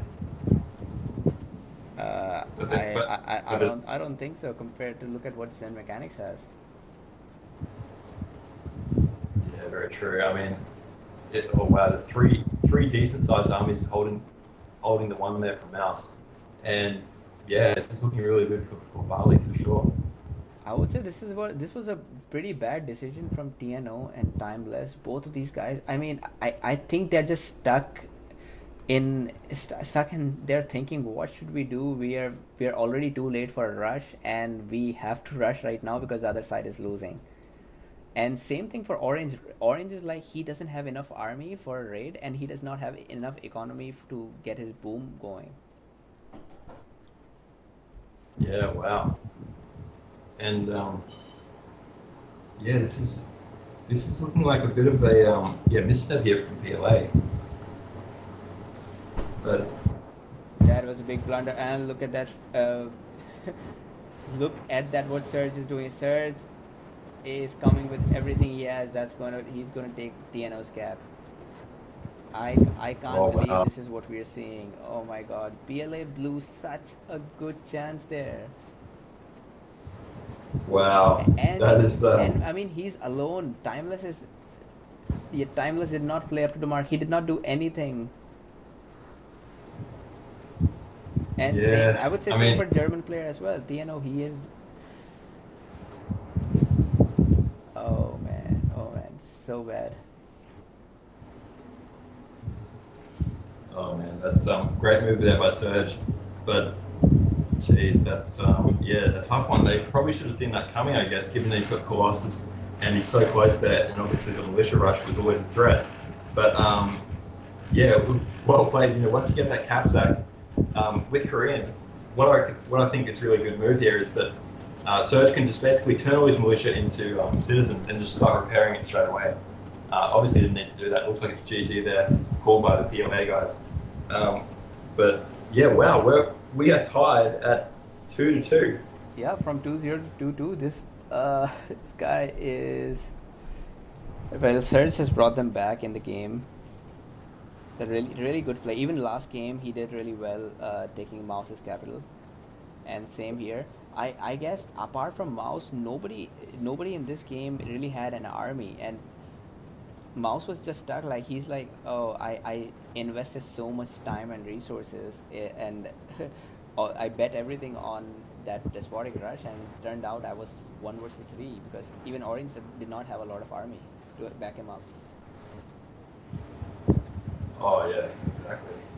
And I mean, at the moment, yeah, it's just crazy how the first 2 matches were such epic, long, amazing games, and then they've basically lost two quick matches here, back to back, where they just full volley. They got kind of rushed in the first game, and then in this game they just kind of tried to rush, but just excellent play by Surge, really taking so much attention. I got to hand it to Surge. He really won this game for him. Oh yeah, definitely. Yeah, I mean, Timeless and TNO, they had to attack early. I feel like it wasn't justified for the other side. These guys should have killed. Especially look at Blue. Blue is out in the open. Dane has nothing saving himself from Timeless. Yeah, I mean, definitely, yeah, probably some regrets there from Timeless, but anyway, no, it is what it is, and yeah, well played to Paul Valley, and I'm pretty pumped, man. We're basically back to, they've gone from 0-2 down to 2-2, and it's basically a shootout now. Next game wins, best of 1. Oh yeah, and something Irish pointed out that if this was a best of 3, PLA would have won already. So best of 5 is giving them a hard time now. So let's go and get to the game number 5. Are you ready? Yeah, I'm ready, Matt. So I'm at 0 second mark. So when you're ready, just let me know. Count me down. Let's get straight into it. Somebody said that the quality is getting really bad. Let me just quickly check. I can see 1080p. Is everybody else able to see that? Yeah, from my end, everything looks fine on my, I've just got it on my iPad at the moment. So far so good, but yeah, just let us know, guys. Is the voice and the video quality coming fine? Because what I see here, it looks fine for me. Yeah, I think it's just make sure that you go into your YouTube, change the quality to 1080 or as high as you would like it, and it should be fine, because I think sometimes it defaults to 144p, which is kind of like as if it was recorded on a potato. Yeah, you can't even listen to songs on 144p. Or maybe you can listen to songs on 144p. I take that back. Yeah. All right, so I'm at 0 seconds, 0 second mark. So let's start. I'm at 3 second time point. All right, 3 second time point for me too. Yep. So let's go. 1, 2, Alrighty. 3. Let's go. So here, okay, this is the perfect map for the final game of this semifinal. This is it. This is the one map to rule them all. The number 1 watering hole. This is going to be crazy. I know people have a lot of thoughts about this map, but I actually love this map. I think it's so fascinating to watch. And let's check the rares, man. We've got to see if there's any citrus or copper here, because I feel like that's the first thing we've got to check out. And Tron said it perfectly. It's very good to watch, only to watch. It's never good to play on this map. No. And yeah, let's go for the rares. So I do not see any citrus or copper throughout the game. There's only one water rare. Looks like that's going to be cotton. Yeah, it does look like that. And I mean, you look at these rares, you've got silver next to, I believe it's Dane. So maybe the silver's going to help. You've got salt there as well, which looks like it's probably, right on that border between PLA and Full Valley here. So this could end up being a fight for that salt as far as, who takes an advantage in this game moving forward. Oh yeah, definitely. But it looks like Fort Valley has got the better of the rare resources. They've got silver, wool, dye, cotton, and they're gonna control sugar as well. So easily, no doubt, they have got the better rare resources for their team. Oh, seriously. And I'm just seeing in the chat right now, this is quite early in the game, but I can see that Coin and Surge are talking to each other saying, basically, if we can try and fake C, so they're going to fake as if they're going to go all in on the ocean here, on the pond in the middle, and then basically go for a nice Turkish triple here. This could be really, really potent, man, especially if they can get that siege out nice and quick. Yeah, and this is kind of unfair for PLA because again I have to point out silver, sugar, dye, cotton, and possibly that salt. So that leaves nothing for PLA. That's just tobacco and amber. I wouldn't bet on these rare resources for winning a game on this map. Yeah, I feel like definitely for Valley, I've got a pretty good set of nations here. I mean, Mongols and Turks just go really well together. Oh, yeah, You've got, and then you've got Surge's Egypt, so probably going to see a wonder come out of him at some point. And then yeah, you've got Dutch for Dania, so Dutch it's okay. You know, obviously being able to raid with that early ship is good, but you know we've talked about Dutch before, and you know a bit of a mixed bag. Now, good for PLA that the front that's going to face Turks and Mongols is French and Bantu, so they're going to be more equipped for this kind of battle. If the Americans or Russians were here, then that would make it more difficult because these are not really good civilizations for encountering early rush. Yeah, exactly. And I mean, yeah, Mouse has got Russians again, so yeah, bit unfortunate. I'm not sure if he was along with Russians last game or not, but yeah, it's definitely not the first time that they've had Russians in this best of 5 series for sure. And yeah, I mean, with sugar and with wool, sorry, sugar and cotton, that's going to be a potent combination.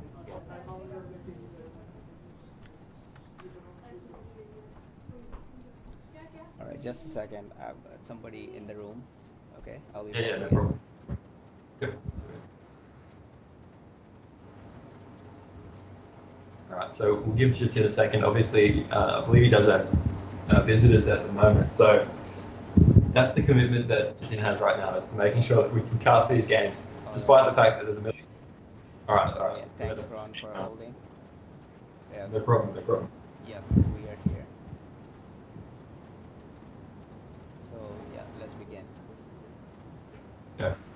So here we've got TNO, and if you just see the difference between TNO and mechanics here, the civilizations French is comparatively so slow against Mongols. Here's Zen Mechanics is already getting a market while TNO is just getting his library up. Oh, exactly. I mean, and it really does come down to how much, you know, especially how much wood you can get early on.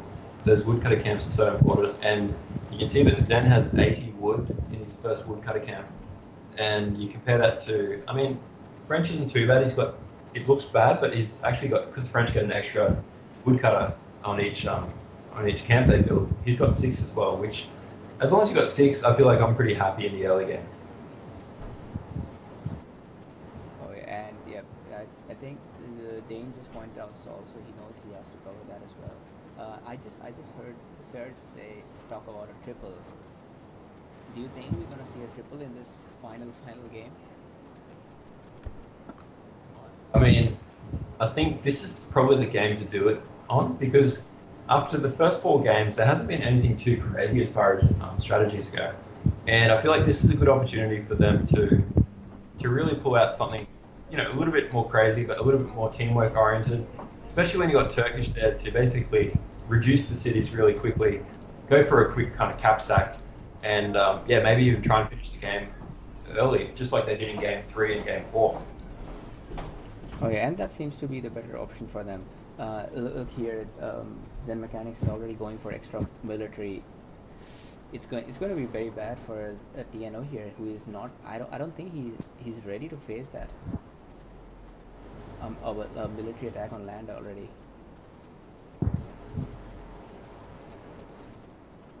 I agree. I mean, I'm fascinated to see how these guys go with the water too. I mean, who really takes the bull by the horns and just goes for as many military ships as possible versus who goes for the land attack? And it looks like Zen is definitely favoring the land attack right now, and that could be pretty devastating. Because All right. if you look at Just you look at a White second. Blues, Just a second. I would like to yeah, take time for Dark Mace. Thank you for donating. It's I really appreciate it. Yep. Let's continue.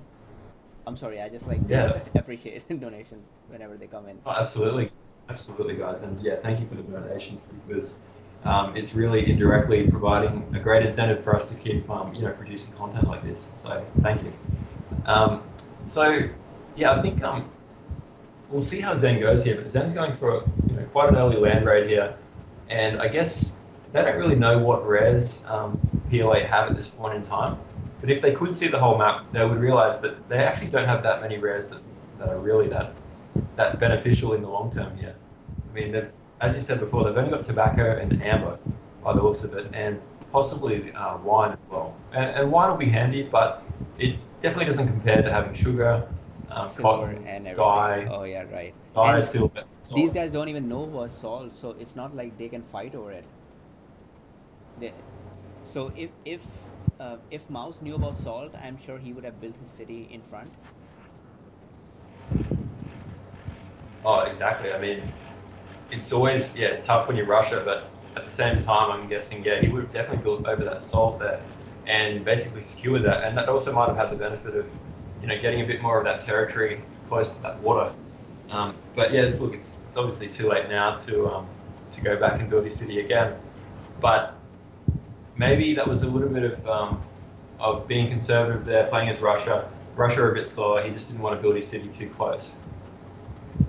Oh, yeah. And just again pointing out, look at that. We are seeing a similar kind of game that we saw last time between French and British. And this is the same team. Remember, Zen Mechanics and oh no, it's not the same team actually. Zen Mechanics and Coin. Zen Mechanics is taking the initial toll of going military first and keeping the opponents busy. He's raiding both French and the Bantu player. Meanwhile, here Coin is taking his time to get the second military up, and I guess he's going to start attacking at the moment he ages. So this is a perfect combo. Both of the players don't need to rush on the attack. Only one player starts building up pressure while the other person prepares for the main the main movie instead of this trailer. Oh, exactly right. Yeah, and I mean they're doing a really good job so far. I mean, Coin has gone for military 2 before H2, so I mean we probably would have expected it anyway, but definitely some serious siege coming out from Coin soon. And I think, to be honest, I think that's probably going to decide a big part of this game as far as if it does go on for the long term or if it ends early, based on what Coin does and how they can kind of use those siege to their advantage. Oh yeah. So Coin is going to be aging very soon. And look at that. TNO is getting his city right in front. I would be apprehensive of that if I was against Mongols and Turks. Not the best ideas of all. No, I completely agree. I mean, it's just incredibly risky to do that, given that that you can be sieged so easily by Turks and Mongols are so fast. That this may be a kind of questionable move. It's always good to build towards your opponent if you can to get territory, but when you're up against Mongols and Turks, it can be you're playing with fire a bit. Oh yeah, and this is also the combo like the Timeless and TNT. It's actually Timeless and TNO. So it's not the combo that we saw struggle in the early game. Remember in the first and second games where Timeless and TNO they had TNT had a hard time surviving. So it's not the same combo. So I won't say that. But still, the Coin and Zen Mechanics, they're doing such a great job at keeping pressure. I mean, I wouldn't want to be TNO at this time. His eco is messed up. He cannot use that woodcutter camp, and on top of that, he's against Turks and Mongols. Yeah, I mean a lot of Turks great and pressure here. Mongols who've got sugar, cotton, and silver. This could not get worse. The only way this could get worse is if these guys also had horses. Oh, exactly. I mean, you can see that all the momentum is going. Oh, the siege workshop's already out too. So you can see that Paris, the capital of TNO is already getting sieged, and he can't really do anything. He said in the chat, he just said, "Holy shit, I'm And you pretty know dead what? here." This is such a bad decision. Look at that. Timeless is committed on water. He should not be committing on water. He should know that they're against Turks and Mongols. Why would he go all out on water? Yeah. Oh, that's rough, man. That's rough. But this is looking really good for Full Valley guys at the bottom here. It looks like Zen is going to be charging in, and Coin, for some reason, he stopped his siege from attacking the capital. So that's bought a bit more time for TNO to maybe get a tower up.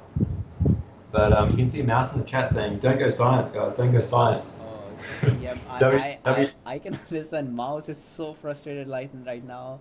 Last game they messed up because I guess it was TNT who went science instead of extra military, and this game is happening. It's the same story. Oh, seriously. He does get the tower up now, so it does look like, yeah, that they might be able to hold, but yeah, a lot of pressure, and obviously, Timeless here with his second city is well and truly going to go down by the looks of it. They just can't rotate enough troops back to consider saving it.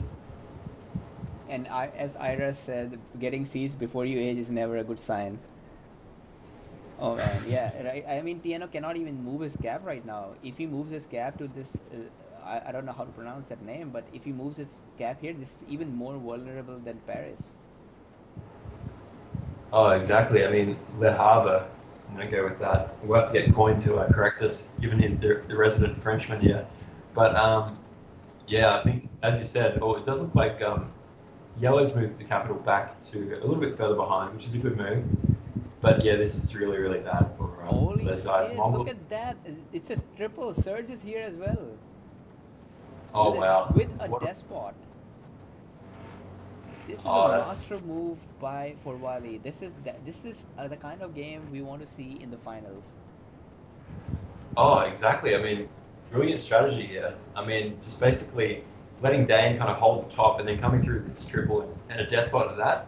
With Egypt of all nations, probably the last nation I would have expected a despot from.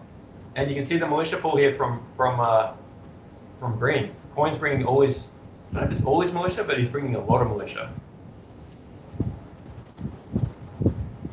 Oh, wow. Oh yeah, that's around 6 militia. This does not look good.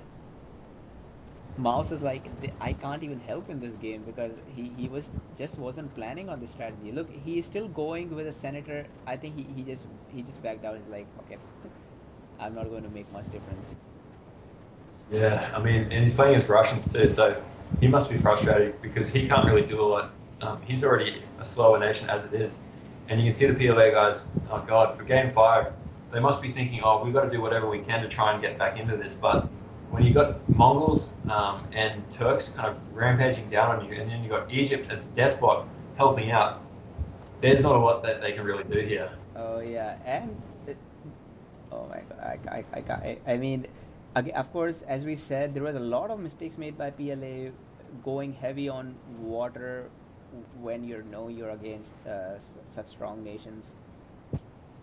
It was just I won't expect these kind of mistakes to be made in semifinals.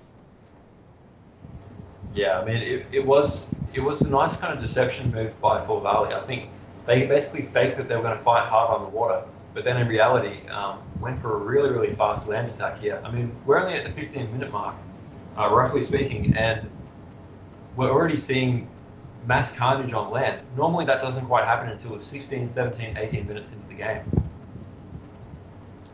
Oh yeah, and Forvali might have broken AZ's record, which I think your team holds actually for the quickest wipeout ever. That was 14 minutes 30 seconds, I think. So Forvali almost beat you guys at it, but they're going to be a few minutes late for it. I don't see how this triple, how Yellow is going to survive this triple. There's no way. Yeah, it looks like Yellow's capital is under heavy, heavy pressure here. Oh yeah. And that's it. Timeless is taken. Meanwhile, A good thing by Dane. Dane is going for an attack. He went Despot. I can't believe that. And look at that. Dane is going all in. He's getting his militia. He knows Mouse is probably not here because Mouse cannot afford to be here. Yeah, exactly. And Mouse is forced to come back because Mouse doesn't want to lose his capital either. And yeah, I mean, Dane doing a great job putting the pressure on. It looks like all those militia are going to come for a big push. And I guess it's pretty much clear now. PLA has done a good job whenever the game was drawn. There was a drawn out battle, but in the short term, PLA is just not as good at Forvali. Oh my God, you can see all these militia pulled by Danius against Russia here. Probably a bit of a blunder bringing all this militia because the attrition, man. That's right. Yeah, getting militia to Russian territory when it's not a clear win, not the best idea. He may still be able to take that cap though, but not thanks to his militia. If he takes the cap, it's going to be because of the units. Yeah, exactly right. Oh, and that's it. That's a clean sweep by these guys. Forvali winning on both the fronts. Oh my God, this is a reverse sweep by Forvali. The first reverse sweep, I believe, in Rise of Nations history, or at least in a best of 5. This is the first. Oh my God, I can't believe PLA won. Lost this one. How? They had clear victories in the first 2 games. They have surprised everybody who was watching this stream, including you and myself here. Oh my God, I'm still in shock. Yeah, I thought Forvali had such a good team coming into this, but PLA played so well in game 1 and game 2. I just thought they have to kind of go on and win just one more match, and they seal the deal. They're sent through to the very first grand final in Nomadium history. But obviously, Forvali had other ideas. They said, no, PLA, it's not going to be that easy. This is a best of 5. You still need to win one more game. And they managed to do back-to-back wins here. And I'd say all relatively aggressive and quite unique strategies. I mean, just obviously in this game, that triple was brilliant. In the 4th game, Surge's moved with Koreans there. Yeah, absolutely tip my hat to that. And it's just a classic case of, economic versus military. This game just continues to surprise. And, yeah, very well played to Forvali, exceptionally well played to PLA too. Those guys have got to be super proud of how they've performed tonight. And, man, I'm speechless, man. I don't know what else to say. Oh, yeah. And then let's quickly, just a quick time to analyze what PLA did wrong in the 3rd, 4th, and 5th game. So I guess 3rd game was the Himalayas, right? Yeah, I think the third game was the one, on Himalayas. That's correct. Yep. So that was the. In the 3rd game, I guess Mouse did not receive a lot of help from Angelo, or maybe not as much as the Zen mechanics received from Surge. So those guys took their own side. So the 3rd game was solely Surge and Zen won their side, and that's how the game ended. It wasn't like both the sides were winning. So yeah, 3rd game was pretty much close for some time, but then these guys got it. And I won't say, of course, Angelo could have done better, but there was no blatant mistake that I could point out on that side. No, exactly. What do you think about the 4th game? Oh yeah, please continue. I'm sorry. So in the 4th game, I feel like the 4th game was, PLA, they've already won twice on Aussie Outback, and in that 4th game, they decided to do things a bit differently. They didn't kind of set up their cities in the same way that they normally would, so they're already kind of probably a bit thrown off by the fact that Surge built his city so close. It kind of separated things and disrupted their natural game style. And I feel like from that point forward, obviously they went for a bit of a different strategy, an early raid, and then Mouse was going to go for Despot. But Forvali, you got to give full credit to them. They countered it perfectly. They had 3 armies waiting to kill 1 Despot army when Mouse tried to go in, and that was just a brilliant shutdown. And then on the other side of the map, Surge somehow just pulls this massive militia pull and takes that capital. So yeah, it was great play, and it just proves that you don't have to play for an hour game. If you win in 15 minutes, it counts the same as if you win over an hour, and they all work out to be the same in the best of 5 here. Oh yeah, and But for the fourth game, I would also say that PLA was not as versatile as Forvali. So Forvali, it boomed in the first two games, and when they knew they had to boom, and they attacked when or defended when they knew they had to. PLA played with the same game style um, as the second game, and they were also out of sync. Remember, PLA played really well in the first two. All the players were coordinating; they were doing the same thing as each other. They were helping each other out. But in the fourth game, they got their coordination was lacking a lot because here on one side, Mouse was ready for a quick attack while TNT was not, and on the other side, Timeless and TNO were not willing to go for a fast attack either. So that inflexibility cost them the game. That's what I believe.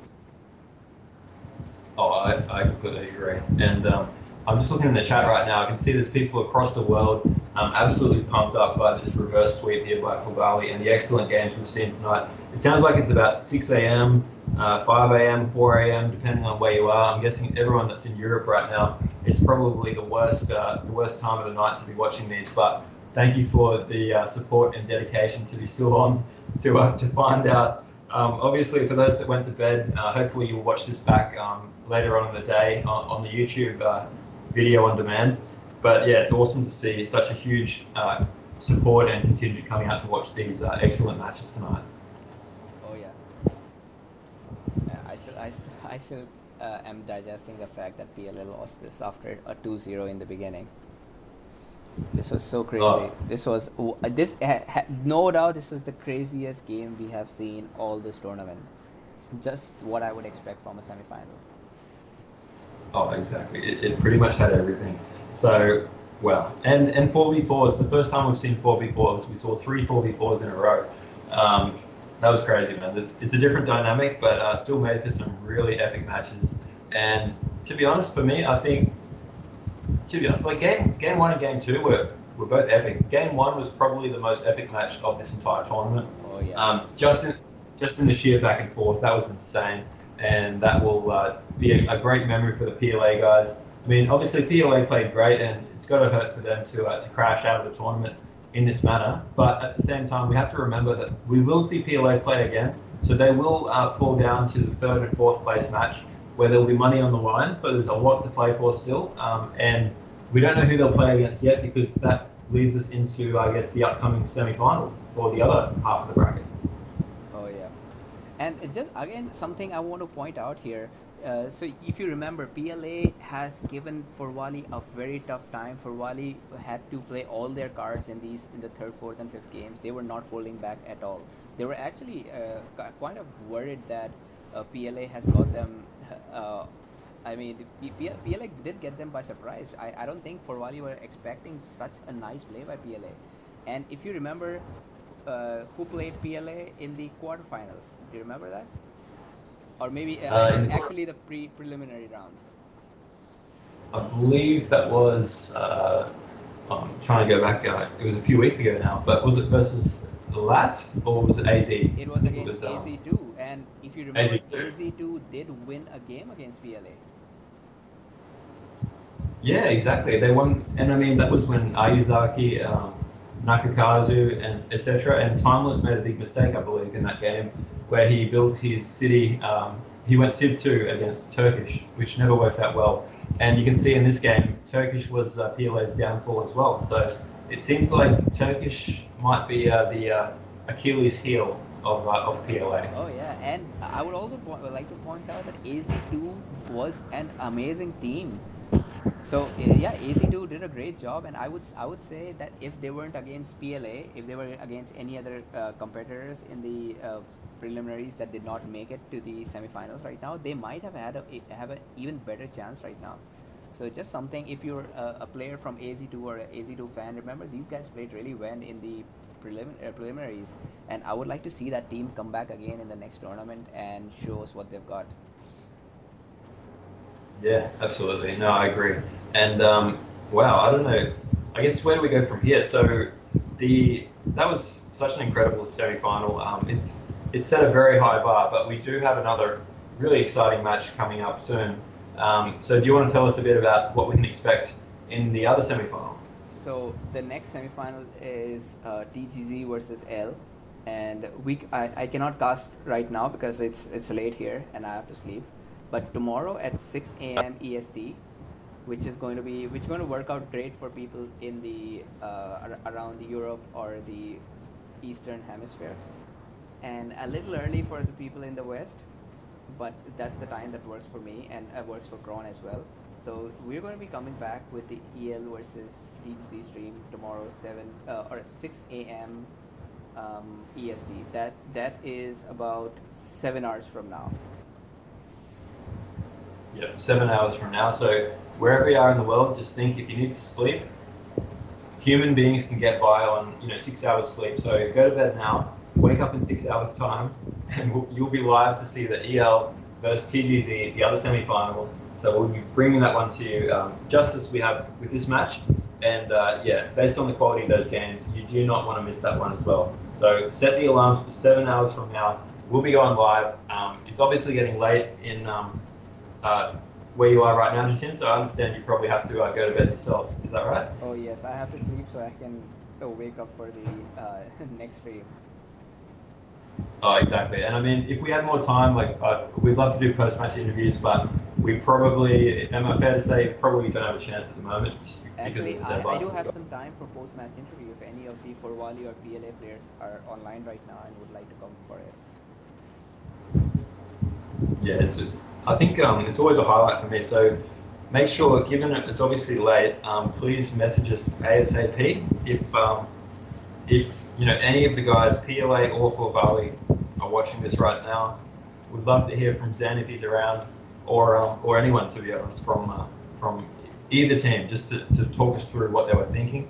But please, obviously message us ASAP so that we can get straight onto it. Yeah, and we're going to be here for 5 more minutes, waiting for any messages from these players. Thanks, James Doherty, for your support for that. It really means a lot. We want to continue doing this, and I really enjoy casting Rise of Nations. So yeah. Oh man, it's been good. It looks like all the people that were staying up late in Europe right now, I can see that the viewership's starting to drop off as they're probably going to bed as well. So hopefully it would be nice though if there is anyone from Forwali especially that's on. But I guess should we just wait a few minutes, and then if they are, we'll jump back on the stream, and if not, we'll see how we go. Oh yeah, definitely. And it looks like James is actually Boo. Hey Boo, I think Boo had his own account that says El Boo. What do you do with that account? No, I think it's just like Boo, what he does everywhere. He's smurfing, man. He's always trying to smurf as James Doherty. I think that's his secret smurf name. No, I think it's YouTube as well. YouTube, when you create your account these days, it's hard to make a fake account, with your gaming name. So apparently he's got 2 accounts. Okay, that's not the first time you've had 2 accounts, is it, Boo? Yeah, probably not the first time. I have 2 accounts, alright. And probably Boo is watching from both the accounts. Yeah, exactly. And we appreciate it. It boosts up our viewership numbers. So keep going. Actually, while you're at it, can you create 5 more and just stream them all so that we can artificially inflate our count? Oh yeah, please do that. So I guess we don't have anybody so far. And just before we close, I would like to thank everybody who watched this and who donated. I put a $50 donation goal, and we've made 80 today. That's 160% of what was expected. So thanks a lot, guys. Keep supporting the stream. Kron has got his own Twitch stream, Easy Kron HD. Check that out as well. Check out the stream, and guys, thanks for the donations tonight. It's much appreciated. And thanks more importantly for tuning in and sharing this set of series. I think we peaked at I saw 32 viewers at one point, and honestly, that was just a reflection of how good these matches were. Easily the best series of the tournament so far. Can't wait for the game tonight. And Jatin, thank you earlier as well. I know you had obviously your personal. You've got visitors coming to your house, and it really is a big sacrifice. And on behalf of everyone, we really appreciate your commitment to and putting some things on hold in real life to help bring us these games. So yeah, thank you. Yeah, thanks a lot, Ron. Yeah, it's been amazing casting with you as always.